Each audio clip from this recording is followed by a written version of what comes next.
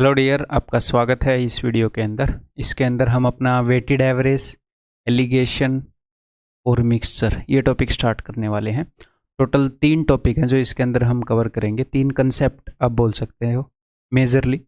Weighted average जो कि मैं स्टार्ट करने वाला हूँ इस वीडियो के अंदर। लाइट चली गई, एसी बंद हो गया। दूसरा एलिगेशन और तीसरा मिक्सचर। तो हम कैसे करेंगे एक बार मैं ये बता देता हूँ। मैं एक एक लेक्चर तीनों के ऊपर लूँगा, वेटेड एवरेज, एलिगेशन और मिक्सचर। लेकिन पहले जो मैं लेक्चर लूँगा, जैसे मैं अभी लेक्चर ले रहा हूँ, ये इसके अंदर आसान आसान क्वेश्चन, बेसिक से क्वेश्चन होंगे।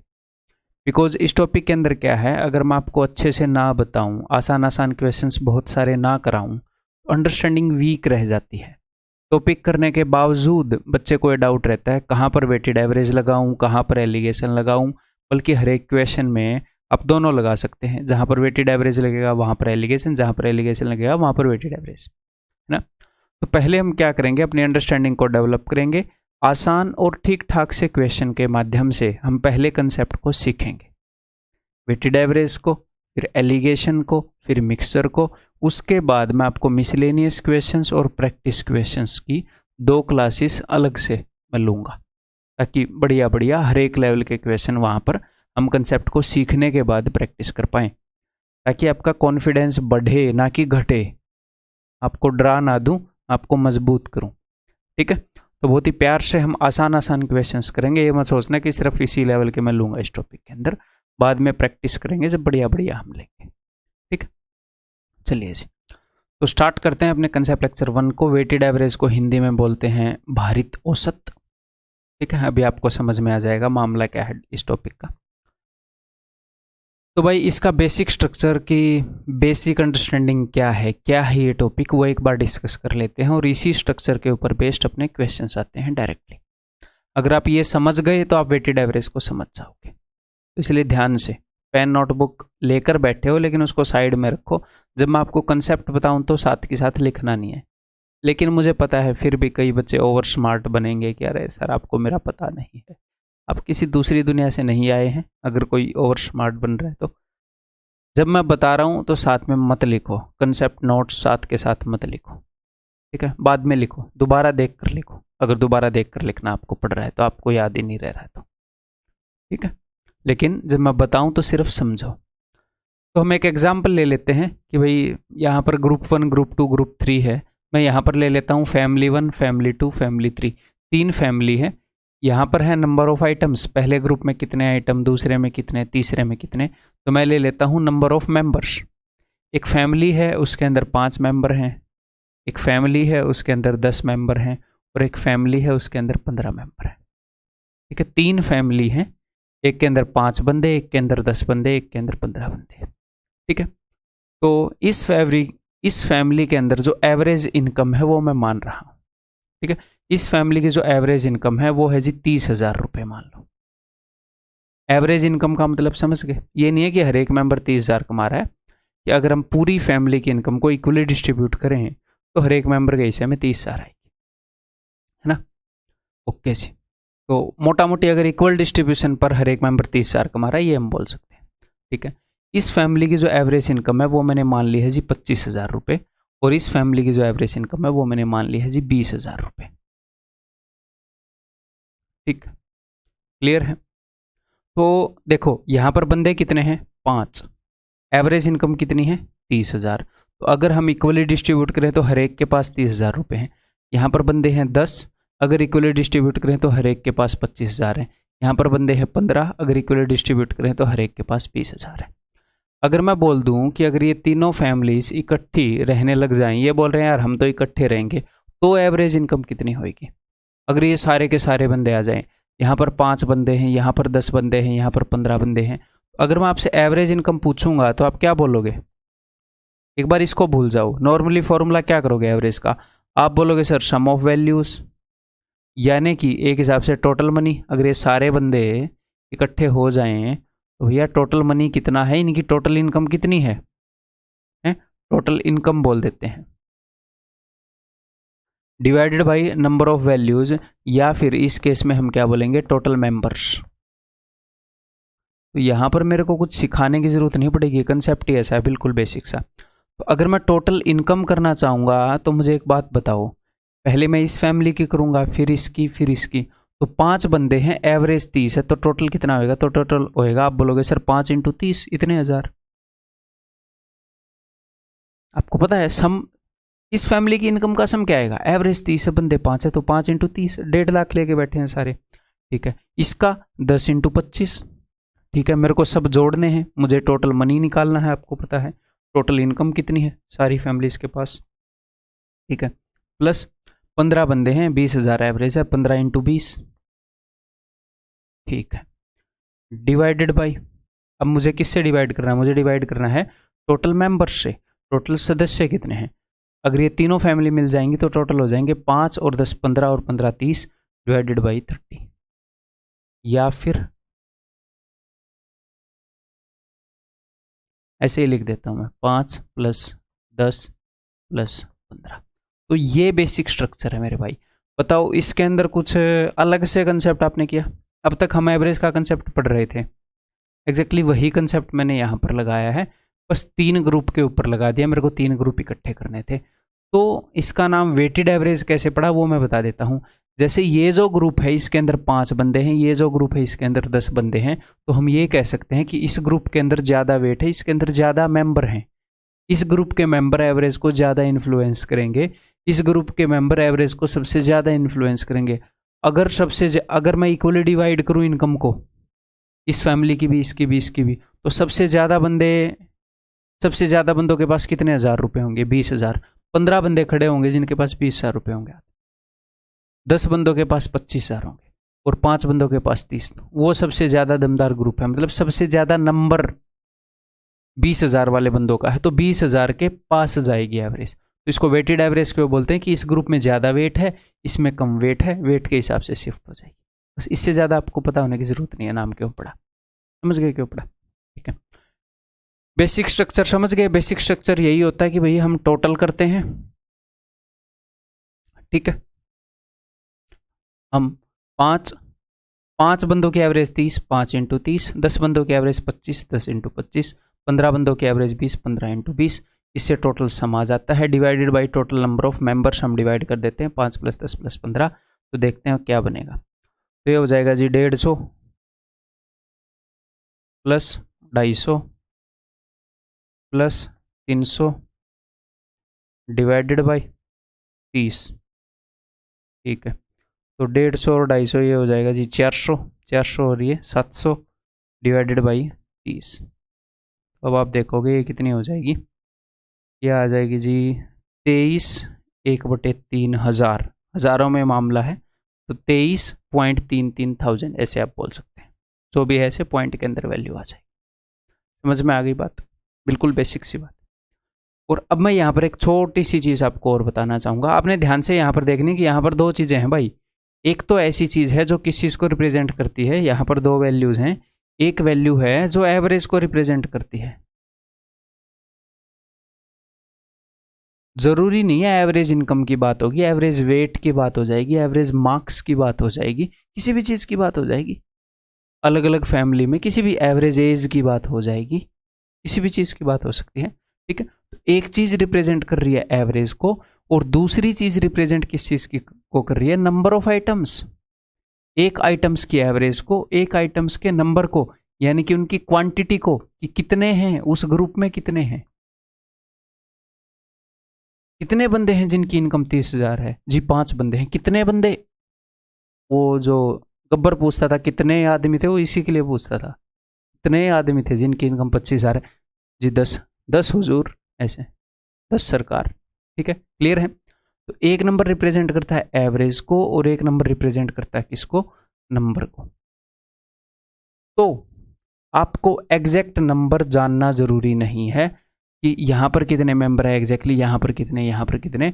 अगर आपको सिर्फ रेशियो भी पता है, मैं रेशियो ले रहा हूँ 5 एकम 5, 5 दूनी 10, 5 तिये 15। यहाँ पर अगर एक मेंबर है तो यहाँ पर 2 मेंबर है, यहाँ पर 3 नंबर है। अगर आपको एग्जैक्टली ये नहीं पता चला कि ग्रुप्स में बंदे कितने हैं, आपको सिर्फ रेशियो पता चल गया, हाँ, एवरेज का रेशियो नहीं ले सकते।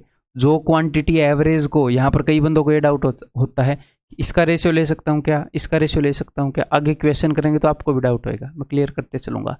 लेकिन पहले बेसिक बात बता दूं कि एक क्वांटिटी रिप्रेजेंट कर रही है एवरेज को, एक रिप्रेजेंट कर रही है नंबर ऑफ आइटम्स। इतनी एवरेज कितनों की है, इतना एवरेज वेट कितनों का है, इतना एवरेज एज कितनों का है, कितनों का, तो वो भी बंदे कितने हैं उसका हम रेशियो ले सकते हैं, उस क्वांटिटी का। ठीक है, तो क्या होएगा देखो ध्यान से, मैंने किया कि मैंने 5 से काटा, तो एक हिसाब से देखो 5 एकम 5, यही 5 यहाँ पर था, 5 दूनी 10 यहीं पर था, ये 10, 5 थे 15 ये यहाँ पर था, और ये जो 5 है ये नीचे भी गया था, 5 एकम 5, 5 दूनी 10, 5 से 15, तो एक हिसाब से हुआ क्या, मैंने इसको ऊपर नीचे 5 से काट दिया। भाई हुआ क्या है, ऊपर नीचे 5 से काट दिया, और क्या किया है, ऊपर नीचे 5 से काट दिया। तो बाद में जो मुझे बड़ी कैलकुलेशन करनी पड़ी वो कैलकुलेशन थोड़ी सी छोटी हो गई। अब यहाँ पर आप देखोगे कैलकुलेशन कितनी छोटी हो जाएगी, 23/1/3 उत्तर आया है। देखो अब आप इसको बिना कुछ ज़्यादा सिरदर्दी के कर पाओगे। रेशियो ले लिया तो 1 into 30 30 plus 2 into 25 50 plus 3 into 20 60 divided by, अब डिवाइड किससे करेंगे, इसी रेशियो से, 1 और 2 और 3 यानी कि 6 से, तो ये आ गया जी 80 140/6 यानी कि 70/3, वही चीज़ आ गई 23/1/3, 23/1/3 हज़ार। क्लियर है, समझ में आ गई बात। तो बेसिक यही स्ट्रक्चर मिलेगा, एक तो आपको दिया जाएगा नंबर ऑफ आइटम्स को रिप्रेजेंट करती हुई वैल्यूज, एक दी जाएगी एवरेज ऑफ आइटम्स, अलग अलग ग्रुप होंगे, उसमें हर एक ग्रुप की अलग अलग एवरेज होगी, अलग अलग नंबर होंगे उसके। ठीक है, अब अगर मैं आपको ये बोल दूं, एक छोटी सी बात बताऊं, अब अगर मैं आपको ये बोल दूं कि मुझे पता नहीं ग्रुप्स में कितने बंदे हैं, और मैं आपको बोल दूं कि 3 ग्रुप हैं, 3 फैमिली हैं, उनकी एवरेज इनकम 30,000 25,000 20,000 है, तो बताओ तीनों फैमिली की मिलाकर कितनी होगी। मैं आपको नंबर ऑफ मेंबर नहीं बता रहा। अब कई बंदे बोल देंगे 25,000, कैसे, क्या पता इसके अंदर 1,00,000 मेंबर हो, इसके अंदर 1 मेंबर हो, इस फैमिली के अंदर 1 करोड़ मेंबर हो। मैथमेटिकली तो पॉसिबल है, वैसे तो 1 करोड़ क्यों होंगे, आप समझ रहे हो। तो अगर किसी ने मुझे बताया ही नहीं कितने बंदे हैं कितने बंदे हैं कितने बंदे हैं, और ऐसे अलग अलग एवरेज है, तो आंसर क्या हो जाएगा, कैन नॉट से। अगर वो मुझे ये ना बताए कितने बंदे हैं, सिर्फ ये बता दे कि रेशियो क्या है, तो बात बन जाएगी। सिर्फ रेशियो जानने की जरूरत है, रेशियो भी नहीं बताया तो कैन नॉट से। एक केस है जब वो रेशियो भी ना बताए तो भी उत्तर आ जाएगा। आप सोचो जरा, सोचो सोचो कौन सा केस हो सकता है।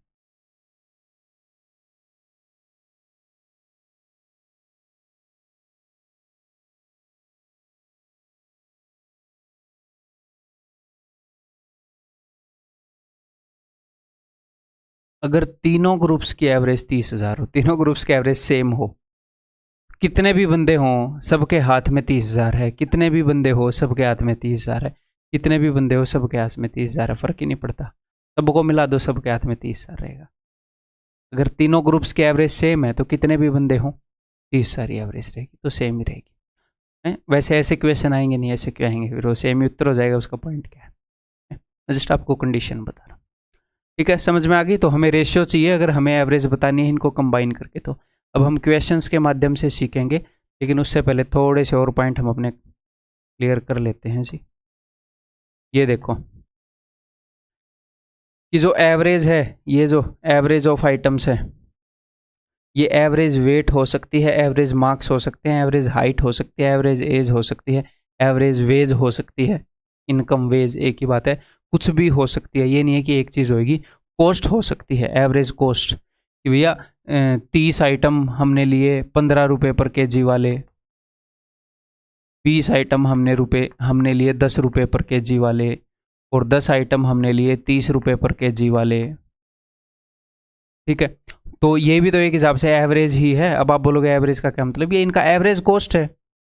एवरेज किसी भी चीज़ की हो सकती है एवरेज। ठीक है, तो एवरेज की जगह ऐसे कुछ भी हो सकता है। तो हम कई तरह के क्वेश्चन करेंगे, इसीलिए मैं आपकी धीरे धीरे अंडरस्टैंडिंग डेवलप करूंगा। मिक्सर वाले क्वेश्चन, कंसंट्रेशन वाले भी इसमें आएंगे, percentage increase decrease, profit and loss, SI CI, वो सब कुछ इसके अंदर यूज हो सकता है, वेटेड एवरेज में, एलिगेशन में। इसलिए धीरे धीरे अंडरस्टैंडिंग बढ़ाएंगे। कंपोजिशन हो सकता है, यानी कि परसेंटेज, रेशियो, फ्रैक्शन, ये तीनों परसेंटेज रेशियो फ्रैक्शन, तीनों वे ऑफ कंपेयरिंग वैल्यूज हैं, ये तीनों हो सकते हैं। सर ये कंपोजिशन कैसे हो सकता है, अभी बताता हूँ, टेंशन मतलब। वो ये बता सकता है बंदा कि भाई एक 5 लीटर लिक्विड है जिसके अंदर 10% दूध है, दूधिया है, वो दूध बेचता है, 10% ही दूध है, बहुत ही कमीना है बंदा। एक 3 लीटर मिक्सर है जिसके अंदर 20 लीटर दूध है, ये थोड़ा सा कम कमीना है। और एक 2 लीटर दूध है, एक दूधिया बेच रहा है, उसके अंदर 90% दूध है। ठीक है, तो अगर इस दूधिये की, इस दूधिये की और इस दूधिये के तीनों ड्राम को मैं मिला दूँ तो ओवरऑल दूध कितना हो जाएगा? तो 5 लीटर जो मिक्सर है उसमें 10% दूध है, 3 लीटर मिक्सर में 20% दूध है, 2 लीटर मिक्सर में 90% दूध है, तो ओवरऑल दूध कितना है वो इनके प्रोडक्ट से पता चलेगा। तो ओवरऑल क्या होगा? 5 × 10 प्लस 3 × 20, 3 लीटर है जिसके अंदर 20% है, 2 × 90। और टोटल, मुझे एक बात बताओ, क्वांटिटी को क्या रिप्रेजेंट करता है और एवरेज को क्या रिप्रेजेंट करता है? ये एवरेज को रिप्रेजेंट करता है। 10% हर एक 100 में से 10 हिस्सों में दूध है, हर एक 100 में से 20 हिस्सों में दूध है, हर एक 100 में से 90 हिस्सों में दूध है। ये तो किसी भी तरह एवरेज को रिप्रेजेंट नहीं कर रहा। 5 लीटर दूध है, 3 लीटर है, तो क्वांटिटी को, भैया ऐसा कितना दूध है जिसके अंदर 10% वाला, 10% कंसंट्रेशन वाला कितना दूध है जी? 5 लीटर है, तो क्वांटिटी को क्या रिप्रेजेंट कर रहा है? 5 लीटर। 20% कंसंट्रेशन वाला कितना दूध है जी? 3 लीटर है। 90% कंसंट्रेशन वाला कितना दूध है जी? 2 लीटर है। तो क्वांटिटी को ये रिप्रेजेंट कर रहा है। चाहो तो इसका रेशियो आप ले सकते थे। अब तो क्या ही रेशियो लेंगे, कटे पड़े हैं। तो डिवाइडेड बाई 5 + 3 + 2, 5 और 3 8 और 2 10, ये आपका आंसर आ जाएगा। अब 10 सब में से कट रहा है तो काट देते हैं ऐसे ही, है ना। 5 × 5, 3 दूनी 6, 6 और 5 11, और 9 दूनी 18, 18 और 11 29% दूध आ जाएगा इन सबको मिलाओगे तो ओवरऑल मिक्सचर में। ठीक, तो कंपोजिशन को भी एवरेज की जगह यूज कर सकते हैं, परसेंटेज चेंज को भी यूज कर सकते हैं कि भाई पॉपुलेशन के अंदर पॉपुलेशन बढ़ गई, मेल की, फीमेल की, रुपए दे दिए अलग अलग ब्याज पर, आगे क्वेश्चन करेंगे। ठीक है, प्रॉफिट लॉस और डिस्काउंट, इस चैप्टर के अंदर प्रॉफिट पर, लॉस पर, डिस्काउंट पर, हर एक जगह वो यूज कर सकते हैं और हर एक तरह के क्वेश्चन अपने एग्जाम में आए। ठीक है, तो इसलिए मैं बड़े ही प्यार से स्लोली बढ़ूंगा ताकि आपको सब कुछ समझ में आता रहे, आपको बार बार इस चैप्टर से डरना ना पड़े। सिंपल सी बात है, बहुत ही प्यारा सा टॉपिक है, एक बार तसल्ली से करेंगे खत्म कर देंगे। ठीक है जी, तो एक बार ये देखो अलग अलग तरह के क्वेश्चंस, इन क्वेश्चंस को सोल्व करो। आपको समझा देता हूँ कि 3 सेक्शन है, सेक्शन ए के अंदर इतने स्टूडेंट है, सेक्शन बी के अंदर इतने, सेक्शन सी के अंदर इतने। ठीक है, एवरेज वेट है सेक्शन ए के स्टूडेंट्स का इतना, बी का इतना, सी का इतना, तो तीनों सेक्शंस का मिलाकर एवरेज वेट क्या होगा? ठीक है, 3 टैंक हैं, टैंक 1, टैंक 2, टैंक 3, इसके अंदर 30 लीटर पानी है, या फिर 30 लीटर जो भी मिक्सर है वो है, इसके अंदर 20 लीटर है, इसके अंदर 50 लीटर है टोटल मिक्सर। पहले वाले मिक्सर में हम किस चीज़ की कंसंट्रेशन मान लें, कुछ भी एसिड की मान लो, एसिड की कंसंट्रेशन। ठीक है, पहले वाले मिक्सर में एसिड 60% है, दूसरे वाले में 20%, तीसरे वाले में 45%। ठीक है, तो तीनों टैंक को अगर मैं इकट्ठा मिलाऊं तो कितना होएगा एसिड? 3 विलेज हैं, विलेज ए, विलेज बी, विलेज सी। पहले वाले विलेज की पॉपुलेशन 10,000, दूसरे वाले की 25,000, तीसरे वाले की 30,000। यहाँ पर क्या हुआ, विलेज ए की पॉपुलेशन 10% बढ़ गई किसी साल में। मान लो पिछले साल इनकी पॉपुलेशन ये थी, फिर विलेज ए की पॉपुलेशन बढ़ गई 10%, इसकी पॉपुलेशन बढ़ गई 20%, इसकी बढ़ गई 30%। सर अगर कभी कभी घट जाए तो कोई दिक्कत नहीं है, ये परसेंटेज चेंज है, परसेंटेज इंक्रीमेंट नहीं है। अगर 20% घट जाएगी तो -20 लिख लेंगे, 1% भी फर्क नहीं आएगा कंसेप्ट में। तो अगर इन तीनों विलेजेस को मैं पॉपुलेशन को मिलाऊं, ओवरऑल कितने का परसेंटेज चेंज देखने को मिला? अगर इनमें इतना परसेंटेज चेंज आया है। तो तीनों क्वेश्चंस को करने की कोशिश की जाए वीडियो को पॉज करके। उम्मीद है कि आपने वीडियो को पॉज करके इनको किया होगा। तो अब हम देखते हैं यहाँ पर कौन सी क्वांटिटी है जो नंबर को रिप्रेजेंट करती है। मुझे पता है, मैंने एक ही फॉर्मेट में लिख दी है, नंबर को रिप्रेजेंट करने वाली एक जगह लिख दी, एवरेज वाली एक जगह लिख दी, फिर भी अपना दिमाग दौड़ाएंगे, आपको भी दौड़ाना है, ऐसे ही चीज़ें सीखी जाती हैं। कौन सी क्वांटिटी है जो एवरेज को रिप्रेजेंट करती है? वो साफ साफ दिख रही है, एवरेज वेट, यहाँ पर तो कोई डाउट ही नहीं है। और नंबर को कौन सी रिप्रेजेंट कर रही है, साफ साफ दिख रही है, इसमें 85 स्टूडेंट, इसमें 51, इसमें 84। क्लियर है, इसमें कोई दिक्कत ही नहीं है। पर 84 थे क्या, शायद 68 था वहाँ पर, मिस टाइप हो गया हो तो ये 84 से भी जाएगा, लेकिन ताकि मैं आपको सिखा पाऊँ ना। और पीला रंग मेरे पास नहीं है क्या, कौन है पीला कलर, चलो जो भी है, यहाँ पर 68 है ताकि काट कूट पाए भाई। ये थोड़ी हम फालतू की कैलकुलेशन ही करते रहेंगे, ठीक है। अब करो, थोड़ा सा आसान हो जाएगा। तो भाई बिकॉज ये जो हैं ये नंबर को रिप्रेजेंट कर रहे हैं कि भैया कितने बंदे हैं 30 kg वेट वाले, तो इनका मैं रेशियो ले सकता हूँ 17 5 85, 17 3 51, 17 चौके 68।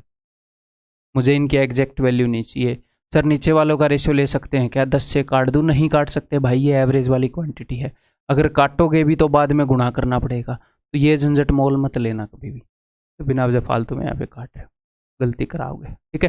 तो एवरेज को जो रिप्रेजेंट कर रही है उसे मत काटो, जो नंबर को रिप्रेजेंट कर रही है उसे काट सकते हो। तो 5 × 30, अब ओवरऑल निकाल रहे हैं, 5 × 30 150 प्लस 3 बंदे हो गए जिनका एवरेज वेट 40 है, तो टोटल वेट आ गया 120, 4 × 50 200 डिवाइडेड बाई टोटल कितने बंदे हैं जी, 5 और 3 8 और 4 12, खत्म कहानी, ठीक है। कितना आ जाएगा, 270 470 है ना, 470/12, तो ये सॉल्व तो होगा नहीं, जो भी है यही हो गया अपना उत्तर, ठीक है। फ्रैक्शन में बेशक से आया हो, यही हो गया, इससे करेंगे जी। नेक्स्ट, तो यहाँ पर एवरेज को कौन सी क्वांटिटी रिप्रेजेंट कर रही है, ये वाली क्वांटिटी रिप्रेजेंट कर रही है कंसंट्रेशन, कि भाई हर एक 100 यूनिट में से 60 यूनिट, एवरेज का मतलब क्या होता है, पर हेड डिस्ट्रीब्यूशन ऑफ थिंग्स, तो पर 100 60 चीजें, 60 हिस्से एसिड के हैं, पर 100 20 हिस्से एसिड के हैं, पर 100 45 हिस्से एसिड के हैं ना। और ये किसको रिप्रेजेंट कर रहा है कि 60% वाला कितना है, 30 लीटर, क्वांटिटी को ये रिप्रेजेंट कर रहा है, क्वांटिटी को कितनी है चीज, ठीक है। तो इसको हम काट सकते हैं जी, 10 से मैंने काट दिया, तो 3 × 60 180 प्लस 2 × 20 40 प्लस 5 × 45 225 डिवाइडेड बाई 3 और 2 5 और 5 10, ठीक है। तो ये क्या आएगा देख लेते हैं, ये आ गया भाई 220 425/10 445/10 सॉरी, तो 44.5% ओवरऑल एसिड आ जाएगा फाइनली जब हम इन मिक्सर्स को मिलाएंगे तो, ठीक है। क्लियर है, ठीक किया ना मैंने, ठीक है। नेक्स्ट करते हैं अब,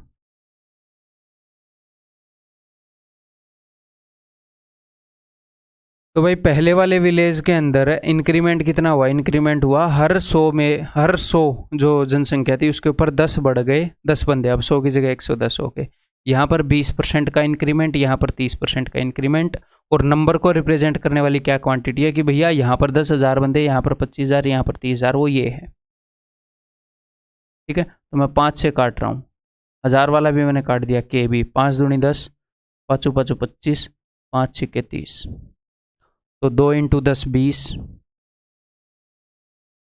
5 × 20 100, ओवरऑल ये चीज़ आएगी। देखो यहाँ पर ओवरऑल क्या आया, एवरेज वेट, अगर मैंने तीनों को मिलाया तो एवरेज वेट ये हो जाएगा, अगर मैंने तीनों को मिलाया तो एवरेज कंसंट्रेशन ये हो जाएगी, तो एवरेज वाली क्वांटिटी आ रही है आंसर में। अगर मैंने तीनों विलेजेस को मिलाकर एवरेज परसेंटेज चेंज कितना हुआ वो आएगा तीनों विलेजेस में, इसमें 10% हुआ, इसमें 20%, इसमें 30%, तो मैटर करता है कहाँ पर कितने बंदे हैं। ओवरऑल तीनों विलेजेस को मिलाकर देखो तो अच्छा इतने परसेंट का चेंज हुआ, और ये हमने परसेंटेज में भी किया है ये कंसेप्ट, है ना, वेटेड एवरेज का एक रूप, परसेंटेज इंक्रीमेंट डिक्रीमेंट वाला, इस वाले कंसेप्ट के अंदर A = B + C, इस वाले के अंदर हमने किया है परसेंटेज में, अगर आपको ध्यान हो, वेटेड एवरेज ही था वो, ठीक है। तो 5 × 20 6 × 30 180 डिवाइडेड बाई टोटल कितने हैं, 2 और 5 7 और 6 13 13 13 13 जरूर, 200 एक 300/13 जो भी है, डजन मैटर, फ्रैक्शन में आ रहा है, बट हमें क्या, ठीक है, 300/13, दैट्स इट। क्लियर है? बेसिक समझ गए, यही है इसका बेसिक। अब हम क्वेश्चंस करेंगे, इसके ऊपर बहुत सारे क्वेश्चंस करेंगे और मोस्टली उनमें से आसान आसान क्वेश्चन ही होंगे। धीरे धीरे बिल्कुल प्यार से लेवल को बढ़ाऊंगा, कन्फ्यूजन नहीं चाहता मैं 1% भी इस टॉपिक के अंदर, क्योंकि इस टॉपिक के अंदर पड़ा कन्फ्यूजन एक तो डर क्रिएट करता है और फिर पता नहीं काफ़ी टाइम तक रह जाता है बच्चों के दिमाग में। The average marks of all the students of class A are 60 and that of all the students of class B. Class ए के सारे स्टूडेंट्स का जो एवरेज मार्क्स है वो है जी 60 और क्लास बी के सारे स्टूडेंट्स का जो एवरेज मार्क्स है वो है 50। ठीक है, अगर मैं इन दोनों क्लास को मिला दूंगा तो एवरेज कितनी हो जाएगी? कई बच्चे बोलेंगे 55, लेकिन थोड़ी देर पहले मैंने आपको बताई है क्या कि भाई साहब जब तक आपको ये नहीं पता चलेगा कि कौन सी क्लास में कितने स्टूडेंट है तब तक आप नहीं बता सकते। अगर दोनों की एवरेज इक्वल ही हो तो अलग बात है, तो वही आंसर आ जाएगा। उसने बताया है कि इनके अंदर जो स्टूडेंट्स है एटलीस्ट उनका रेशियो ही बता देता, टोटल नंबर नहीं बताया तो नहीं बताया उसने, रेशियो नहीं बता सकते, कैन नॉट से। Answer is option D. ठीक है, ध्यान रखना आगे से, अब ये करो। The average weight of 16 boys in A class, तो 16 बच्चे हैं, ये क्या है? नंबर ऑफ स्टूडेंट्स, इनका एवरेज वेट है 51। तो एवरेज को कौन सी क्वांटिटी रिप्रेजेंट कर रही है? ये एवरेज वेट है ये। And that of remaining 8 boys, बाकी के 8 बच्चों का एवरेज वेट कितना है? That is 48 kg। तो देखो ये नंबर को रिप्रेजेंट कर रहा है तो इसको मैं काट दे रहा हूँ, 8 एकम 8, सिर्फ रेशियो एनफ है, 8 दूनी 16। एवरेज वेट देखूँ 2 × 51 यानी कि 102, 1 × 48 डिवाइडेड बाई 2 + 1 3, 150/3 दैट इज 50। बहुत ही बेसिक क्वेश्चन, ठीक, बहुत ही आसान, बहुत ही प्यारा क्वेश्चन।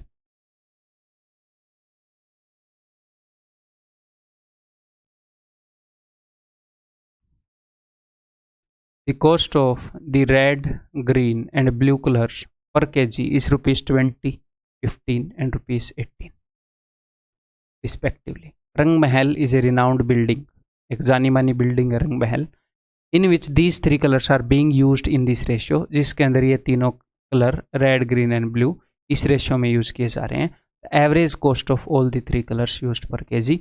आपने ये नहीं है कि क्वेश्चन पढ़ा सटैक से क्वेश्चन करने लग गए, एक बार सीखेंगे तसल्ली से सीखेंगे, of course bar bar revise तो करेंगे लेकिन बेस तो अभी बन रहा है ना, मोस्ट इंपॉर्टेंट बेस पहली बार जब कर रहे हो तो आपने एक नज़र मार रही है कि क्वांटिटी को कौन सी चीज़ रिप्रेजेंट कर रही है, ये चीज़ रिप्रेजेंट कर रही है कि कौन सा रंग कितना यूज हुआ, और कॉस्ट को ये चीज़ रिप्रेजेंट कर रही है। इस कलर की कॉस्ट क्या है? 20 रुपये पर केजी। ठीक है, 20 रुपये पर केजी वाला कितना रंग यूज हुआ? 3 हिस्से।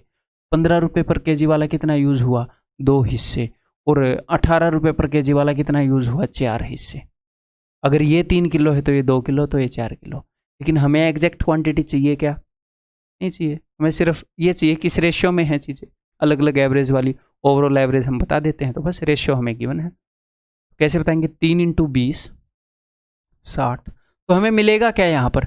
यहाँ पर वो चीज़ मिलेगी जो यहाँ पर उसने बता रखी है, यहाँ पर उसने कॉस्ट बता रखी है कि इस कॉस्ट का इतना रंग, इस कॉस्ट का इतना रंग, इस कॉस्ट का इतना रंग, एवरेज कॉस्ट मिल जाएगी। तो ओवरऑल मिलाएंगे तो ये है जी एवरेज कॉस्ट।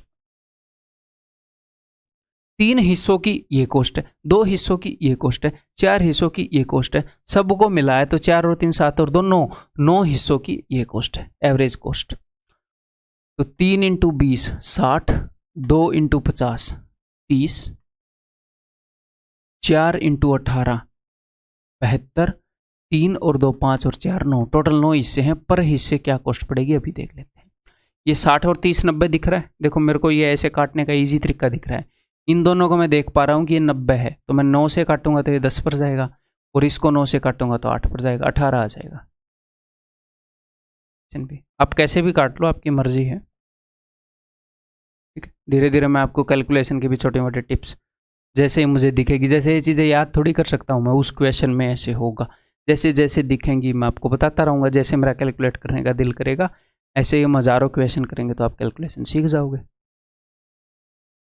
अरिथमेटिक और एडवांस मिलाकर 6000 प्लस इक्वेशन बनते हैं, 6000 के करीब इक्वेशन बन जाते हैं। तो इतने 1000 क्वेश्चंस में हर तरह की कैलकुलेशन आप सीख जाओगे, एडवांस की भी, अरिथमेटिक की, अलजेब्रा की, ट्रिग्नोमेट्री की, प्रॉफिट लॉस की, सारी। 3 types of rice whose rates are ₹10, ₹15 और ₹20 are blended together to make a new blend of rice। तो 3 टाइप के राइस हैं, 10 रुपये वाले, 15 रुपये वाले, 20 रुपये वाले, उनको आपस में मिला दिया गया है। और कितने कितने मिलाए हैं? ये 10 रुपये वाले हैं 39 kg, ये 26 kg, ये 65 kg। क्या हमें एक्चुअल में कितने मिलाए हैं ये चाहिए, या सिर्फ रेशियो से काम चल जाएगा? एक्चुअल क्वांटिटी नहीं चाहिए होती, सिर्फ रेशियो इज एनफ निकालने के लिए। 13 × 39, 13 दूनी 26, 13 × 5 = 65। कई स्टूडेंट ऐसे करते हैं कि बिकॉज ये तीनों कटने के लिए दे रखे हैं तो मुझे पता ही चल जाएगा कटने के लिए कौन से दे रखे हैं। कटने के लिए तो ये भी दे रखे हैं, 5 से कट रहे हैं सारे। तो आपको लॉजिक पर कंसंट्रेट करना है, क्वांटिटी को आप काट सकते हो, ठीक है। तो फिर से उसी तरीके से 3 × 10 30, मैं बता ही रहा था आपको, बेसिक क्वेश्चन करेंगे काफ़ी। 2 × 15 30, 5 × 20 100, डिवाइडेड बाई 3 और 2 5 और 5 10। 10 से मैं तीनों को काट रहा हूँ, 3 और 3 6 और 10 16, ठीक है, क्लियर है।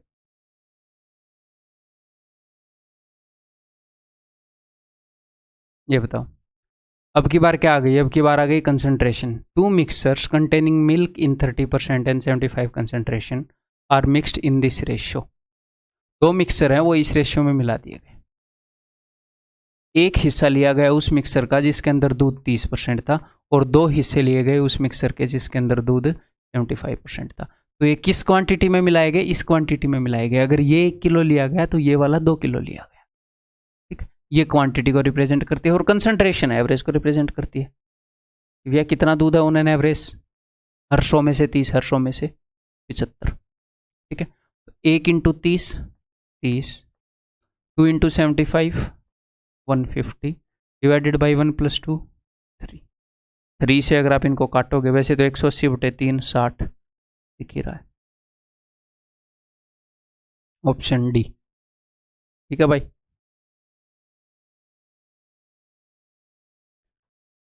ये देखता हूँ आप करोगे कि नहीं, एक बार ट्राई करो, प्यार से ट्राई करो।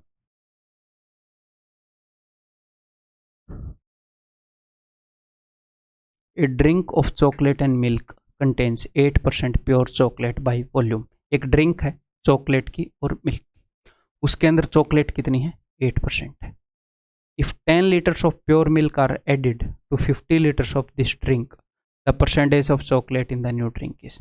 तो अब तक मैं आपको किस तरह के क्वेश्चन करवा रहा हूँ कि भैया इस ग्रुप की ये एवरेज है, इस ग्रुप की ये एवरेज है, या फिर इस ग्रुप की ये कंसंट्रेशन है, इस ग्रुप की ये कंसंट्रेशन है, या फिर इस ग्रुप की ये कॉस्ट है, इस ग्रुप की ये कॉस्ट है। एक एवरेज को रिप्रेजेंट करती है, एक क्वांटिटी को। इस ग्रुप में इतने बंदे, इस ग्रुप में इतने बंदे। यहाँ पर भी ऐसे ही है, 2 मिक्सर हैं, इन दोनों ग्रुप को अगर मैं मिला दूं तो एवरेज क्या आएगी? यहाँ पर भी यही है, 2 चीज़ों को मिलाया गया है। तो मुझे बताएंगे कौन सी 2 चीज़ों को मिलाया गया है?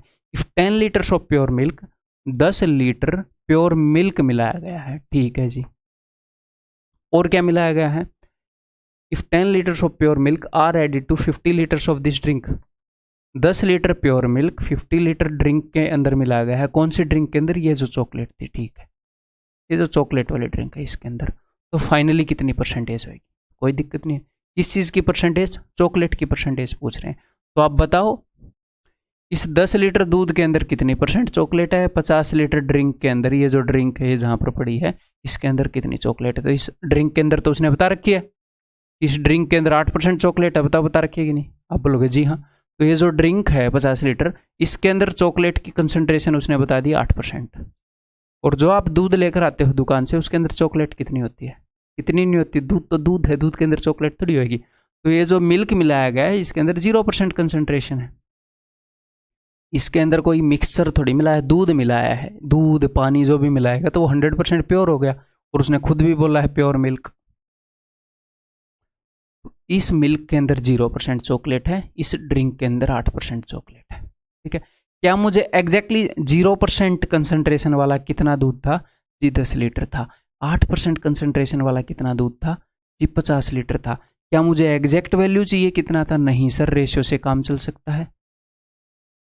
0% वाला 1 मिलाया तो 8% वाला 5 मिलाया, तो बताओ इन दोनों को मिलाने के बाद ओवरऑल परसेंटेज कितनी होगी?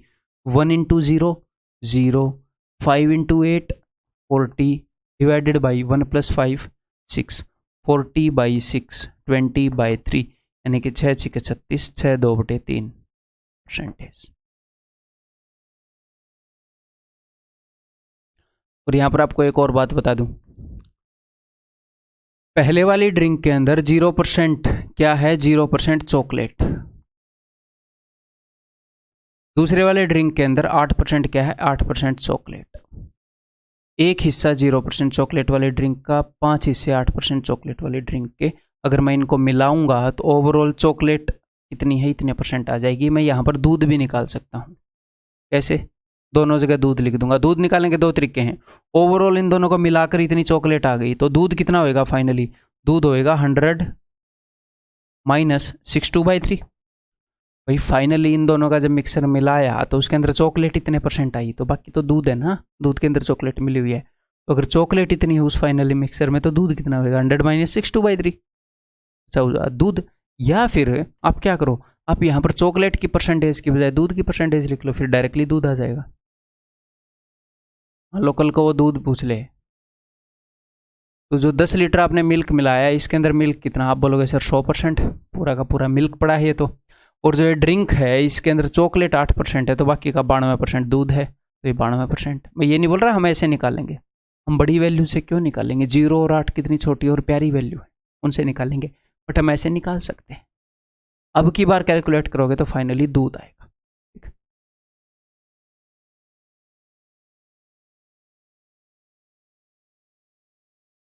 ये बताओ।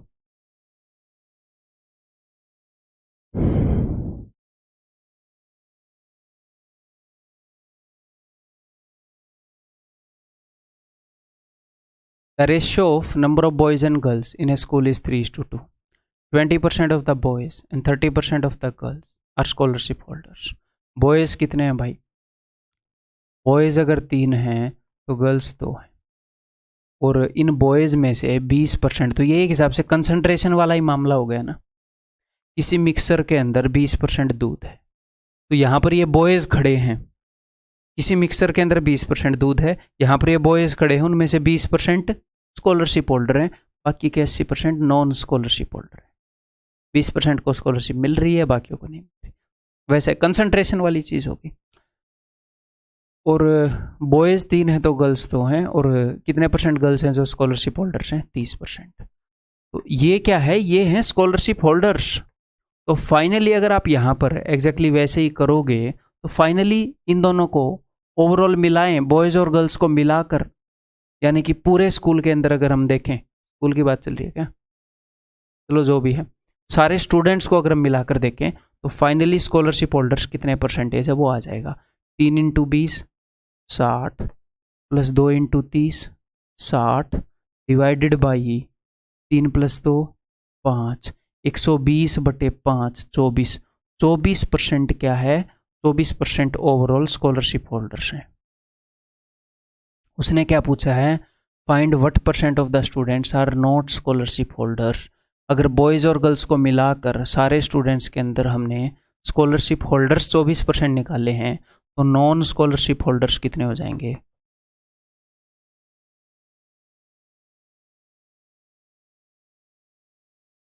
तो स्कॉलरशिप होल्डर्स एक तो ऐसे निकाल सकते हो, या फिर कैसे निकाल सकते हो? यहाँ पर जो आपने स्कॉलरशिप होल्डर्स लिखे हैं, इनके नॉन स्कॉलरशिप होल्डर मान लो निकालने हो, तो आप क्या करो, यहाँ पर नॉन स्कॉलरशिप होल्डर लिख दो। तो फाइनली जो उत्तर आएगा वो नॉन स्कॉलरशिप होल्डर्स का आएगा। बॉयज़ के अंदर 20% स्कॉलरशिप होल्डर हैं, तो बाकी के 80% नॉन स्कॉलरशिप होल्डर हैं, बाकी के 80% के पास स्कॉलरशिप नहीं है। गर्ल्स के अंदर 30% के पास स्कॉलरशिप है, तो 70% के पास नहीं है।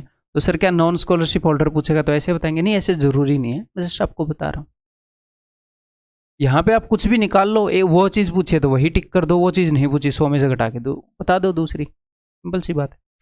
तो ऐसे भी करेंगे तो 3 इंटू 80 240, 2 इंटू 70 140 डिवाइडेड बाई 3 + 2 5। अब ये जो भी आएगा ये नॉन स्कॉलरशिप होल्डर्स की परसेंटेज आएगी, तो हो गया 380/5 76। यही निकाली थी हमने, है ना? ठीक है।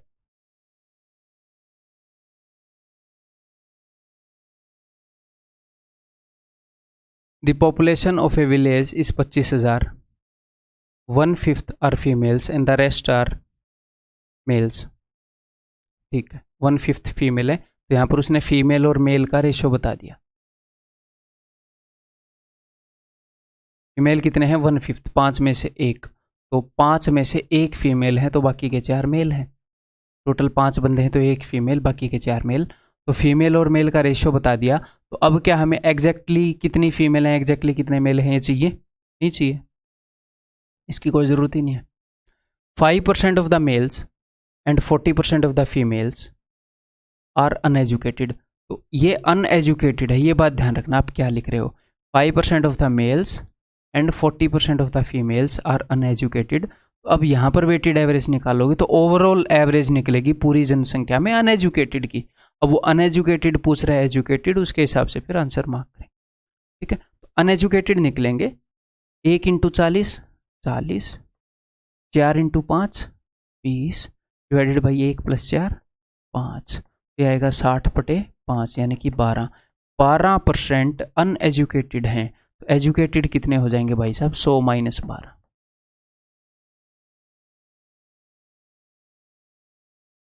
ठीक है जी, answer will be option B. ये हो रहा है ना ऐसे? ये बताओ।